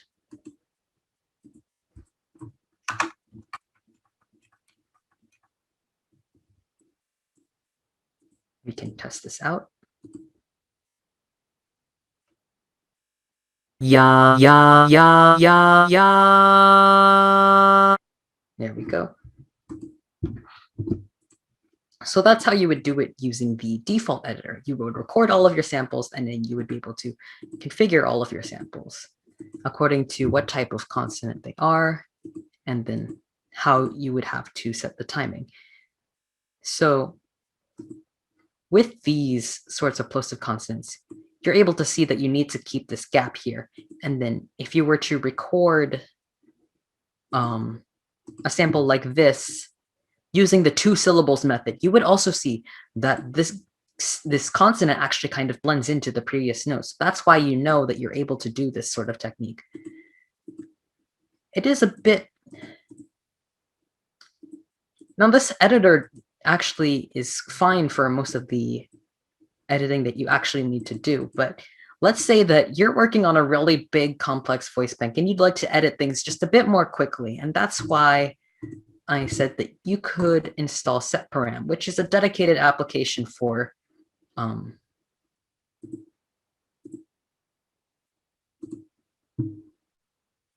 gonna show the entire screen.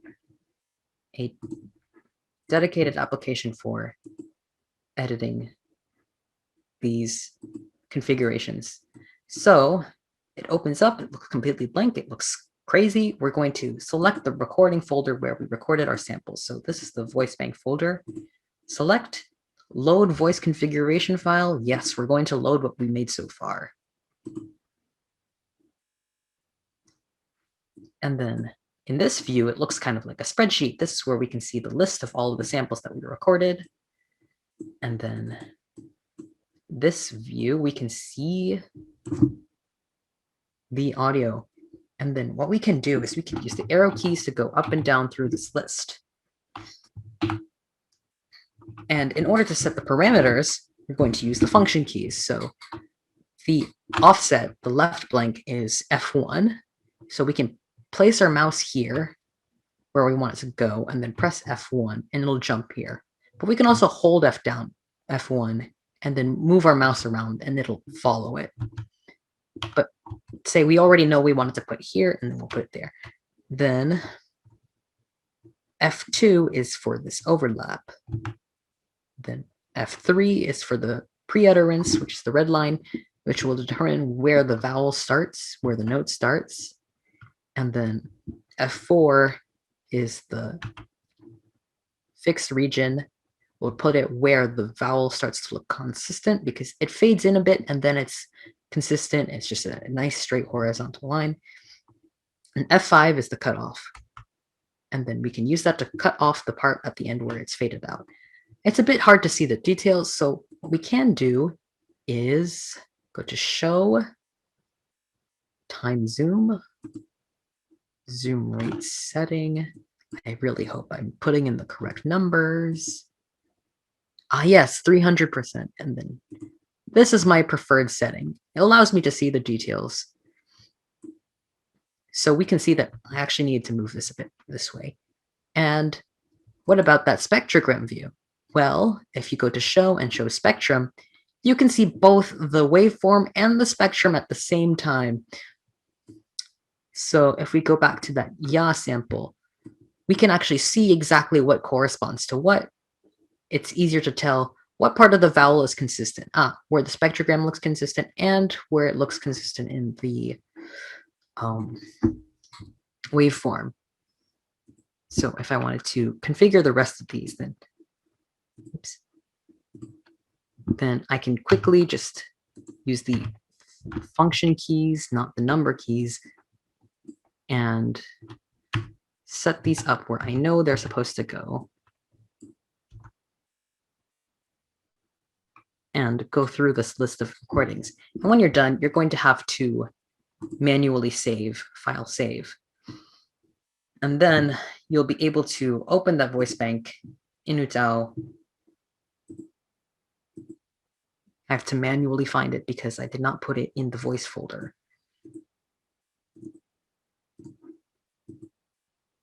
Select the file, okay.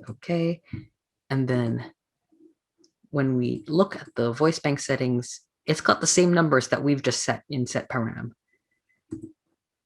When you're creating a voice bank, it is a bit annoying if you have to manually select a voice bank every time. You'd like for it to automatically show up in the list, just the same as the way that Toushin and Shinkun and Defoko do. So what we can do is we're going to move this voice bank. We have this finished voice bank folder. We have all of our recordings, all of our configurations. We'll just pretend that it's complete. We'll, cut.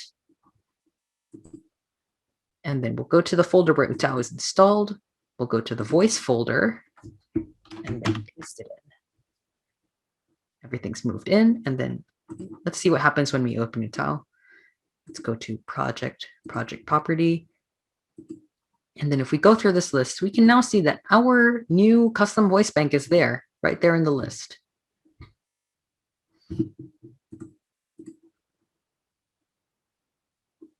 So that's just the basics of how you would record and configure a voice bank to work in UTAU and how to how it would make sound. And then you would be able to use it just the same as you're using an existing configured voice bank. So if anyone, so this is the Q&A section for creating voice banks.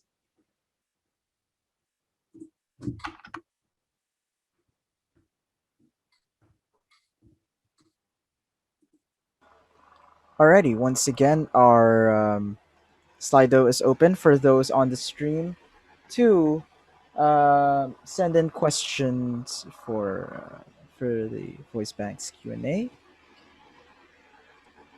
We already. From Slido.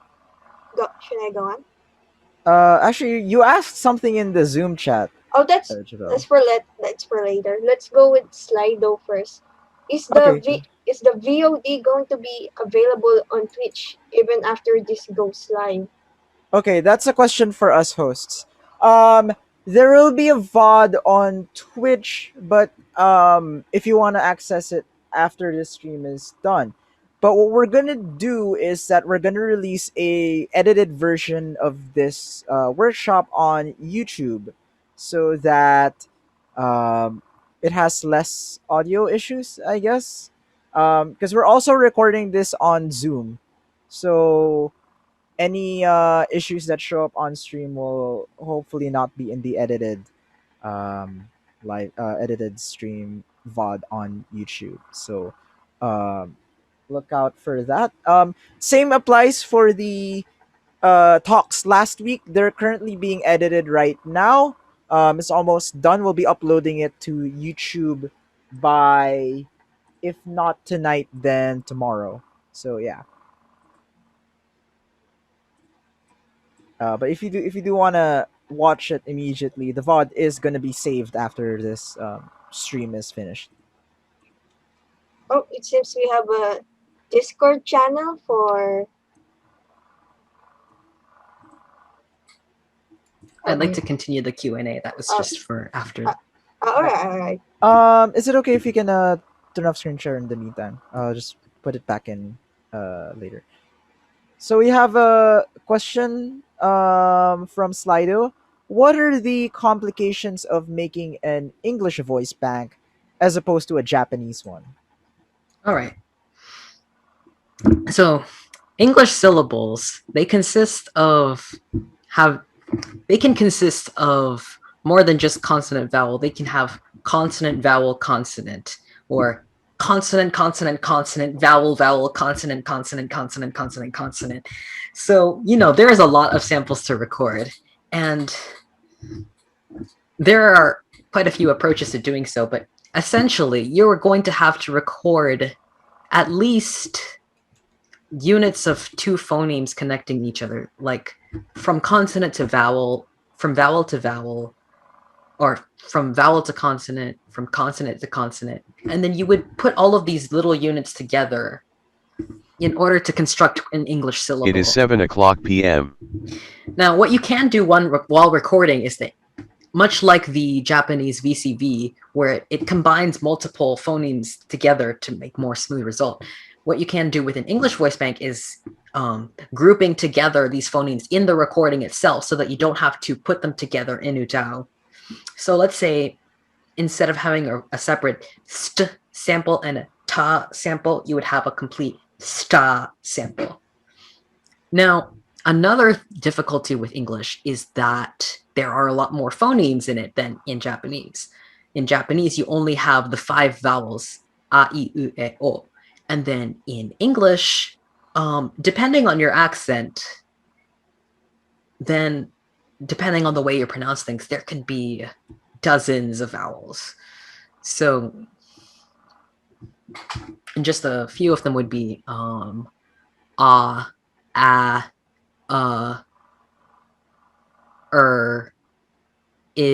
U, I, A, Oi, O, Ow. Just, there's a lot of vowels in English, so there are more things to record. And, you can't really wing it. So it's best for you to look for an existing recording list and to follow all of the guides that they provide so that that you have all of the phonemes that you need in order to recreate English words. So there's a few examples of English recording lists. There's Painted CZ's VCCV rec list. There is the ARPAsing method. And then there's one created by a Japanese UTAU user named Delta. Although all of the tutorials are written in Japanese, but if you know how to pronounce English, then it's still going to sound the same as any other English voice bank. It might just be a bit more difficult to learn. And there's probably a lot of other custom English projects out there, but I can recommend those 3 because they have complete tutorials and guides on how to record them and how to configure them. Well, now I have a question for you. Who's Toushin's voice provider? And can I guess? Can I? You can guess. Is it you? No, it's actually the president of Toushin. Yep, Current? it's it's the current leader of Toushin. Yes. It sounds so mature. And Is your mind blown? we have a secret project, okay? We're looking for VTubers, and it's just the one person I've been looking for is someone I already know. Surprise, surprise. Who's Shinkun then? Actually, yeah. Who's Shinkun? A previous president. Wait, really? I thought it was somebody else. Diego. It was the president before Diego. It was the one who was Ah. president during my freshman year. Oh, Right. I think I met him before, actually. Yeah. someone I'll never know. Now we can't get him. We don't have a voice for Shinkun VTuber now. But the current ruler, I have something to talk about, something to discuss. Something to discuss. Yeah. Yeah. Yeah. We'll discuss this in the back room. By the water cooler. Yeah. We'll discuss this in the Toushin back room. But By the gashapon machine. By the gashapon machine. Next to the plants, boys. Next to the plants in the MVP basement. And the gachapon. And the gashapon. Can we ask that from Ateneo? Add the gashapon machine in the basement. Can you do that? Incredible. If not in the org room, actually, that sounds like a good idea. Add a gashapon machine in the Hinomoto org room. But who? I mean, I saw there was like a paper one once, made out of cardboard or paper or something. It was really cute. You could try to find the how to make that one. All right. Interesting. But how are we gonna earn money from that? We're just gonna How are have someone. how are we gonna? We're just gonna have someone. One turn is $5, ma'am, sir. Yeah. It might be paper, but it's filled with someone's dreams. Yeah. You could print like art on it. Like we could commission art on it and then turn it into an IRL gacha game. You know. Or something we can work online. Yeah. Guys, revenue, Matthew, Dad. Okay. Are there any other questions that are related to making voice banks? Okay, so there is a question we have on Slido right now. Actually, let me pull that up. How obvious would English accented voice samples be when used for a Japanese voice bank? Would it sound weird? Thank you so much. What I actually do when I'm recording my own voice banks is that even if I'm recording a Japanese voice bank with Japanese pronunciation, I will add extra samples that are for English phonemes, just so that I can add a little bit of English capabilities to a Japanese voice bank. So if you wanted to pronounce things in a Japanese way, then you have to record them in a Japanese way. There's probably plenty of, Japanese language guides out there from native speakers that can teach you the pronunciation. Also, if you'd like to learn more about the Japanese language, feel free to join Hinomoto's Japanese language tutorials. But on the topic of English pronunciation in a voice bank, that's actually a feature that is included in Toushin and Shinkun. They're slightly capable of English. Whoops. Like I said, if you were to very carefully read this very long document that I spent a lot of time writing, there are extra samples. There are English R's, there's V's, there's English TH sounds and L's. We actually heard that earlier when we did the Do, Re, Mi, Fa, So. But if we were to use the English one, so 2 R's to activate the English one, Re.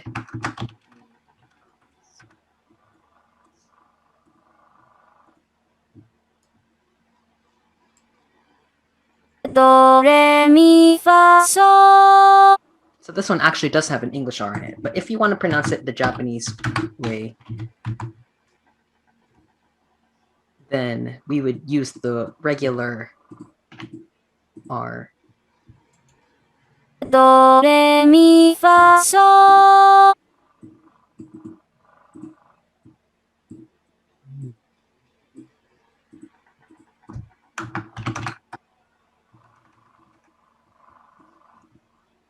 So the way that the Japanese pronunciation of the solfege goes is like this. Do, Re, Mi, Fa, So, La, Si, Do. But the English pronunciation is a bit more like this.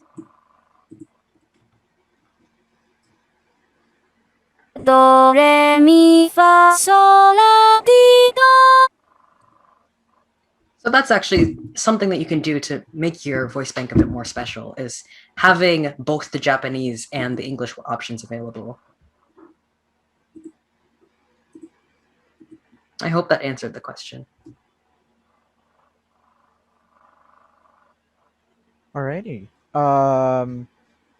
Again, we have time for more questions as well, so you can enter the QR code. For those in the Zoom chat, feel free to send in more questions. I know there's someone here, Saniza, who asked, what are your specs? I'm not sure if you want to answer that question.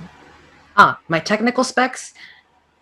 I am not sure. I will have to check what they are, but let me tell you this. The reason that I was able to start using UTAU like a long ass time ago is because this thing was made in 2008 and it hasn't been updated since 2013. So it's made for potato computers and it will run on potato computers, like the really tiny netbook that I was using when I was 11 years old. The main limitation of computing power is just whether you have enough storage space for big voice banks. In terms of the actual rendering, it's going to be slow no matter what, but since it takes it step by step, it's possible even on a slow computer. I see. All right. Actually, here's a question from me. Which software do you use more often? Because I know that you use a lot of different voice synthesizers here and there, like Synthesizer V, use Vocaloid, and also UTAU. Which one do you often use the most? Definitely UTAU. It's the most flexible. Like, there's another one where you can also make your own voice banks, which is called Deep Vocal, but it's very limited. And there are certain things that you can do with UTAU that you cannot do with Deep Vocal. So if I were to demonstrate my own voice bank,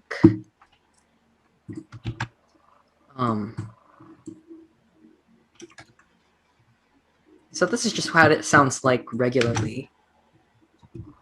Do, re, mi, fa, sol, la, ti, do.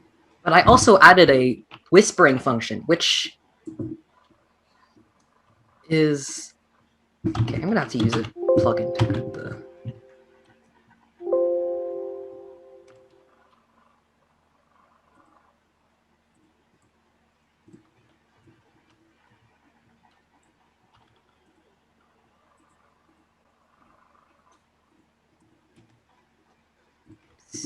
Do, re, mi, fa, sol, la, ti, do. ASMR voice bank. Only possible when you're using UTAU. Then also, you can make a screaming voice bank.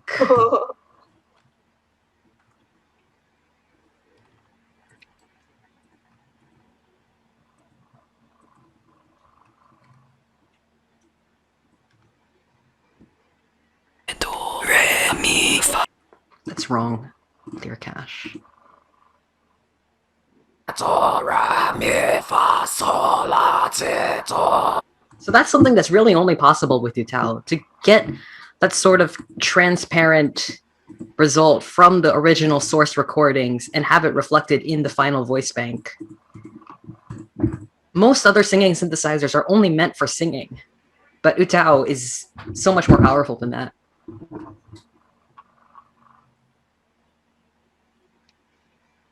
Screamo. Hell yeah. I love metal. Do we still have questions, Matthew, from Slido? I'll be checking. Okay. There we go. I have a question from me, but I'll put in this question from Slido as well. If we were to say make a voice bank of someone who isn't ourselves, how long should the snippet of the person talking should be for a syllable sample? First of all, ask permission. You really shouldn't be doing that without permission. But let's say that you are let's say that you're using some sample packs, like you downloaded a pack of loops, like, for using for remixes. They are giving you permission to use that. So that means you'd be able to cut up those samples and then use them in UTAU. And really, it could be as long or as short as you want it to be, but it's a lot easier if you have at least some amount of the vowel for it to stretch out. Now, I could demonstrate what it sounds like if the vowel is really short.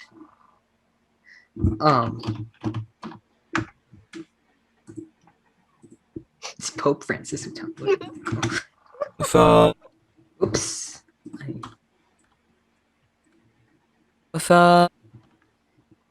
So if we look at this original recording, because I recorded it for the purpose of UTAU, it's nice and long. But let's say that we only have a short recording that's about this long. You don't really have much of anything. Let's listen to what it would sound like. It still has an acceptable result, so it's okay even if it's just, 100 milliseconds long. You might still be able to get something usable out of it. But make sure you have permission to use the samples. It's kind of disrespectful to use samples without permission. And it could be against license terms or even worse.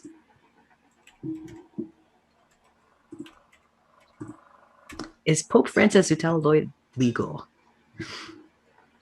You really should. If you contact Pope Francis, it's okay. Yeah, go ask for his permission. There's actually like a lot of joke videos where it's like, oh, this is a SpongeBob UTAU, but they don't have permission to make that, which is why you won't get a download for the voice bank. You don't have permission to distribute that. Oh yeah. Just for fun, by yourself. Matthew. You first, Matthew. What you're gonna ask? Oh wait, sorry. Were you gonna say something?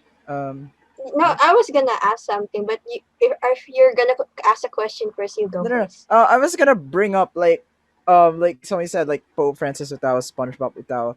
There was this one video going around YouTube where it's like, yeah, I watched that. I was gonna mention that also. A showcase of a bunch of UTAUs that are like super cursed. UTAU concert. We have Mr. Krabs, SpongeBob, Squidward, Plankton. You got it. They have it. Yeah. It's actually really funny though, because I've read the comments and the Eugene Krabs, the voice provider, actually heard him that UTAU, and he's like, it sounds great. It's even better. It has like budget, even though it sounds so robotic. And and listening to it, it has that thick American accent. You could literally hear Mr. Krabs because they're saying in Japanese, right? They have the, it's an American accent. It's so good. So definitely, if I could answer the question, if Pope Francis UTAU is legal, it depends. How sacrilegious are you? I did write a very sacrilegious Vocaloid song. If you're interested in covering that, this is so cursed. Can we talk about the Steve X Freddy Fazbear? Those voice banks to yourselves. Nothing wrong with having a bit of fun. Just make sure that you're not distributing those voice banks to the public. If you're going to distribute a voice bank to the public, make it yourself. Yeah. Because I don't know what things would happen if other people had access to those voice banks for their, whatever they might use it for. I have actually one question while we're waiting for other people to send in additional questions if they want to. What about the concept of a Tagalog voice bank? There's plenty of those. There's plenty of those. I mean, I don't speak the language, so I haven't really done much with it, but I think you should look into what other people have been working on and lend them your support, because that is something that is very possible in UTAU that people have already been working on. It sounds great. And then imagine like linguistically it wouldn't be as difficult as like pure English, right? Because like Tagalog is a very syllable based language, just like Japanese, just a little bit more. Yeah, you've only got a few more quirks. phonemes, and actually, I think the Tochan and Shinkun voice banks should be capable of it. They might have a Japanese accent, but It's even better though. they should have enough phonemes to be able to handle Tagalog. Okay. I actually heard of not UTAU but Vocaloid producers making Tagalog songs, and Yeah, so I think it's very much possible. And especially Spanish Vocaloids, Micah for example, she yeah, I have Micah. She's incredible. I haven't written any songs with Micah, but she's just too good for me. She pronounces syllables so well, right? It's like is she really Tagalog if you heard her song? But she's really Spanish, and mind blown. I love it. I love you, Micah. Okay, I'll tell her that. She's installed on my computer, so I can tell her that. Oh, thank you. Nice. I just want to add on to that. Especially since I know a little bit about Vocaloid in comparison to like UTAU and stuff. Not specifically, but like how it's used in pop culture. Specifically about Tagalog voice banks. A lot what Jabel was talking about earlier, where like Vocaloid producers switching it up to make Tagalog songs. It's kind of weird, right? Like you're using what is traditionally an English or Japanese voice bank to make songs in Tagalog. Like you're trying to hack it together. So an example for that is if you played Citus, or also you've heard of Enzo's Coma, which uses Gumi for its vocals. I forgot if it was Gumi. I think it's only just Japanese, right? Yes, But it's Gumi. somehow used it to sing in Tagalog, and it's like super impressive because it's super accurate. Um, and then you have what is it? You have a producer, I think Dasu, right? You have Dasu who makes Tagalog songs from Lens Japanese voice bank, Kagami ne Ren, right? Hmm. It's made so many a bunch of songs in Tagalog using Len. It's a little harder to do. I find Enzo's use of Gumi much more impressive and much more accurate to Tagalog than Dasu's use of Len, but both of them are super like impressive in the sense that you're trying to hack together a different language to use Tagalog. Yeah. Actually, I believe why Gumi is more impressive than Kagamin Lens songs in Tagalog. It's because I believe Gumi has an English voice bank also, and her original voice provider can also speak in Filipino. Right. So you kind of have the accent thing a little bit covered in a way. Mm-hmm. Yeah, and the Asami Shimoda, the voice provider of Kagami, is only speaks purely Japanese. But the Kagamins have an English voice bank, but Len sounds like Lucas sometimes, and I don't know why. Interesting. Yeah. Actually, truthfully thought I haven't listened to Luca that much. I definitely need to listen a lot more. But yes, this has been. Does anybody else have any questions on the Zoom chat? Can we check? Saniza just talking about. Can we talk about the Steve X Freddy Fazbear Magnet cover? I assume that's from the Cursed UTAU video, is it? I haven't watched it in full. I just skimmed it a little bit. Did you watch it in full, Jabal? I watched the concert in bits, but not the entire thing, because it's cursed. Yeah, it's cursed as hell. Right. I mean, I find that the biggest appeal of making your own voice banks is that is making your own characters, and then especially with since a lot of my other friends also are from the UTAU community, we've also got our own characters, and we love talking about the characters and how they'd interact with each other. And then that creates a lot of inspirations for what kind of music, what kind of song we want them to sing with each other.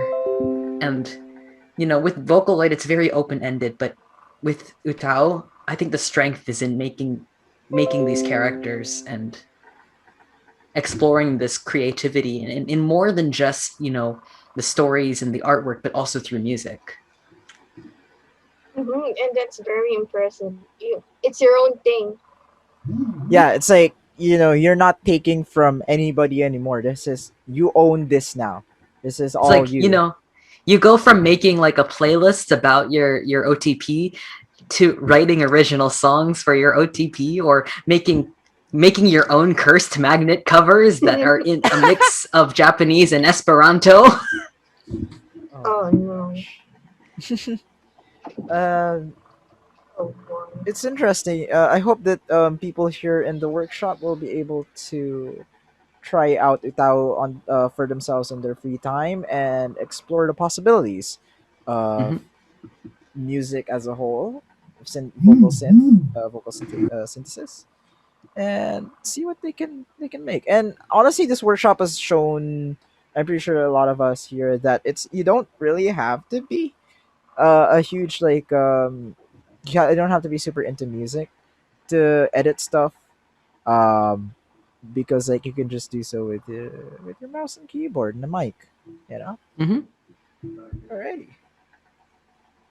Do we have any more questions actually before we end the talk? We're kind of 24 minutes overtime actually. That's fun. I'm looking. Our Slido is turning up empty, so I assume that we already milked a lot of questions out of Slido. None in the Zoom chat or in the Facebook Live. I know one of the presenters literally just showed up just now in the Facebook Live. It's okay. At least he showed up and showed. Yeah. I just should mention. That's all that matters. Yes. And it means you had interest to come in here. Yes. Miguel is Vandalaria, who has a talk next week. Oh, sorry? Hi, it's me. Hey, it's you. Yes. He just said. I actually found it very interesting because I was coming into here because I make Miku dance videos for one of Mark's songs. It's the Shinkun and Toushin cover, right? I was like, after this workshop, would I be able to make my own Shinkun and Toushin covers? And I could say absolutely yes, if I have the time, because I'm still making Miku dance videos. Yes, actually, that is super interesting, right? You now have a full MV, right? You got the visuals going with the MMD. For those of you guys in the workshop right now, there's also in the next week you got Jabel doing the workshop as well, in 3D models, so you get the motion and the visuals done, right? But then you also have the vocals and the content, the music, blending together into a very very interesting product. So now I'm thinking, what if I make a MMD video about all our workshop? We have something from UTAU, we have something from VTubers, we have something from what's from Gundam. What's the next? Gundam. Oh, and the 2 more talks for the next. There's 2 more talks for next week. Yeah. Alrighty. I think we should wrap this up. Is there anything else that to add on? I'd like to invite everyone who is interested in this workshop and would like this. Really just touched on the very basics. There's so much more to UTAU that you can learn, and I'd like to invite you to my Discord server to continue discussing that and continue developing your voice banks and all the other stuff that you want to do with UTAU. Yes. Once again, we did mention before the talk that Mark over here, is very active in the Saint Defoco School of UTAU Discord server. So if you want to learn more about UTAU beyond this workshop, please join in as well. You are welcome. Have I actually joined that server? I don't remember if I did. Well, the link is on the screen, so if you'd like to go to that URL, you can join the server right now. Nice. I forgot if I was invited there before. Okay. Alrighty, so that is our talk. I would like to thank Mark from his impressive work. Claps for you. Head pats. That's really good. Yes. Would you like to say anything to the viewers, Mark? Thank them. I've already said everything that I've wanted to say. All right. Alrighty. Thank you guys so much for tuning in. Thank to you so much. Thank you February. so much also for Mark. Yeah, thank you so much for Mark. It's been a wonderful, wonderful speaker with a lot of knowledge about UTAU. So yeah. Very knowledgeable. Very handsome. Yes, that I can definitely agree with. Alrighty, thank you so much for tuning into Fandom February. For this week, see you all next week. Matane. Jane. Jane.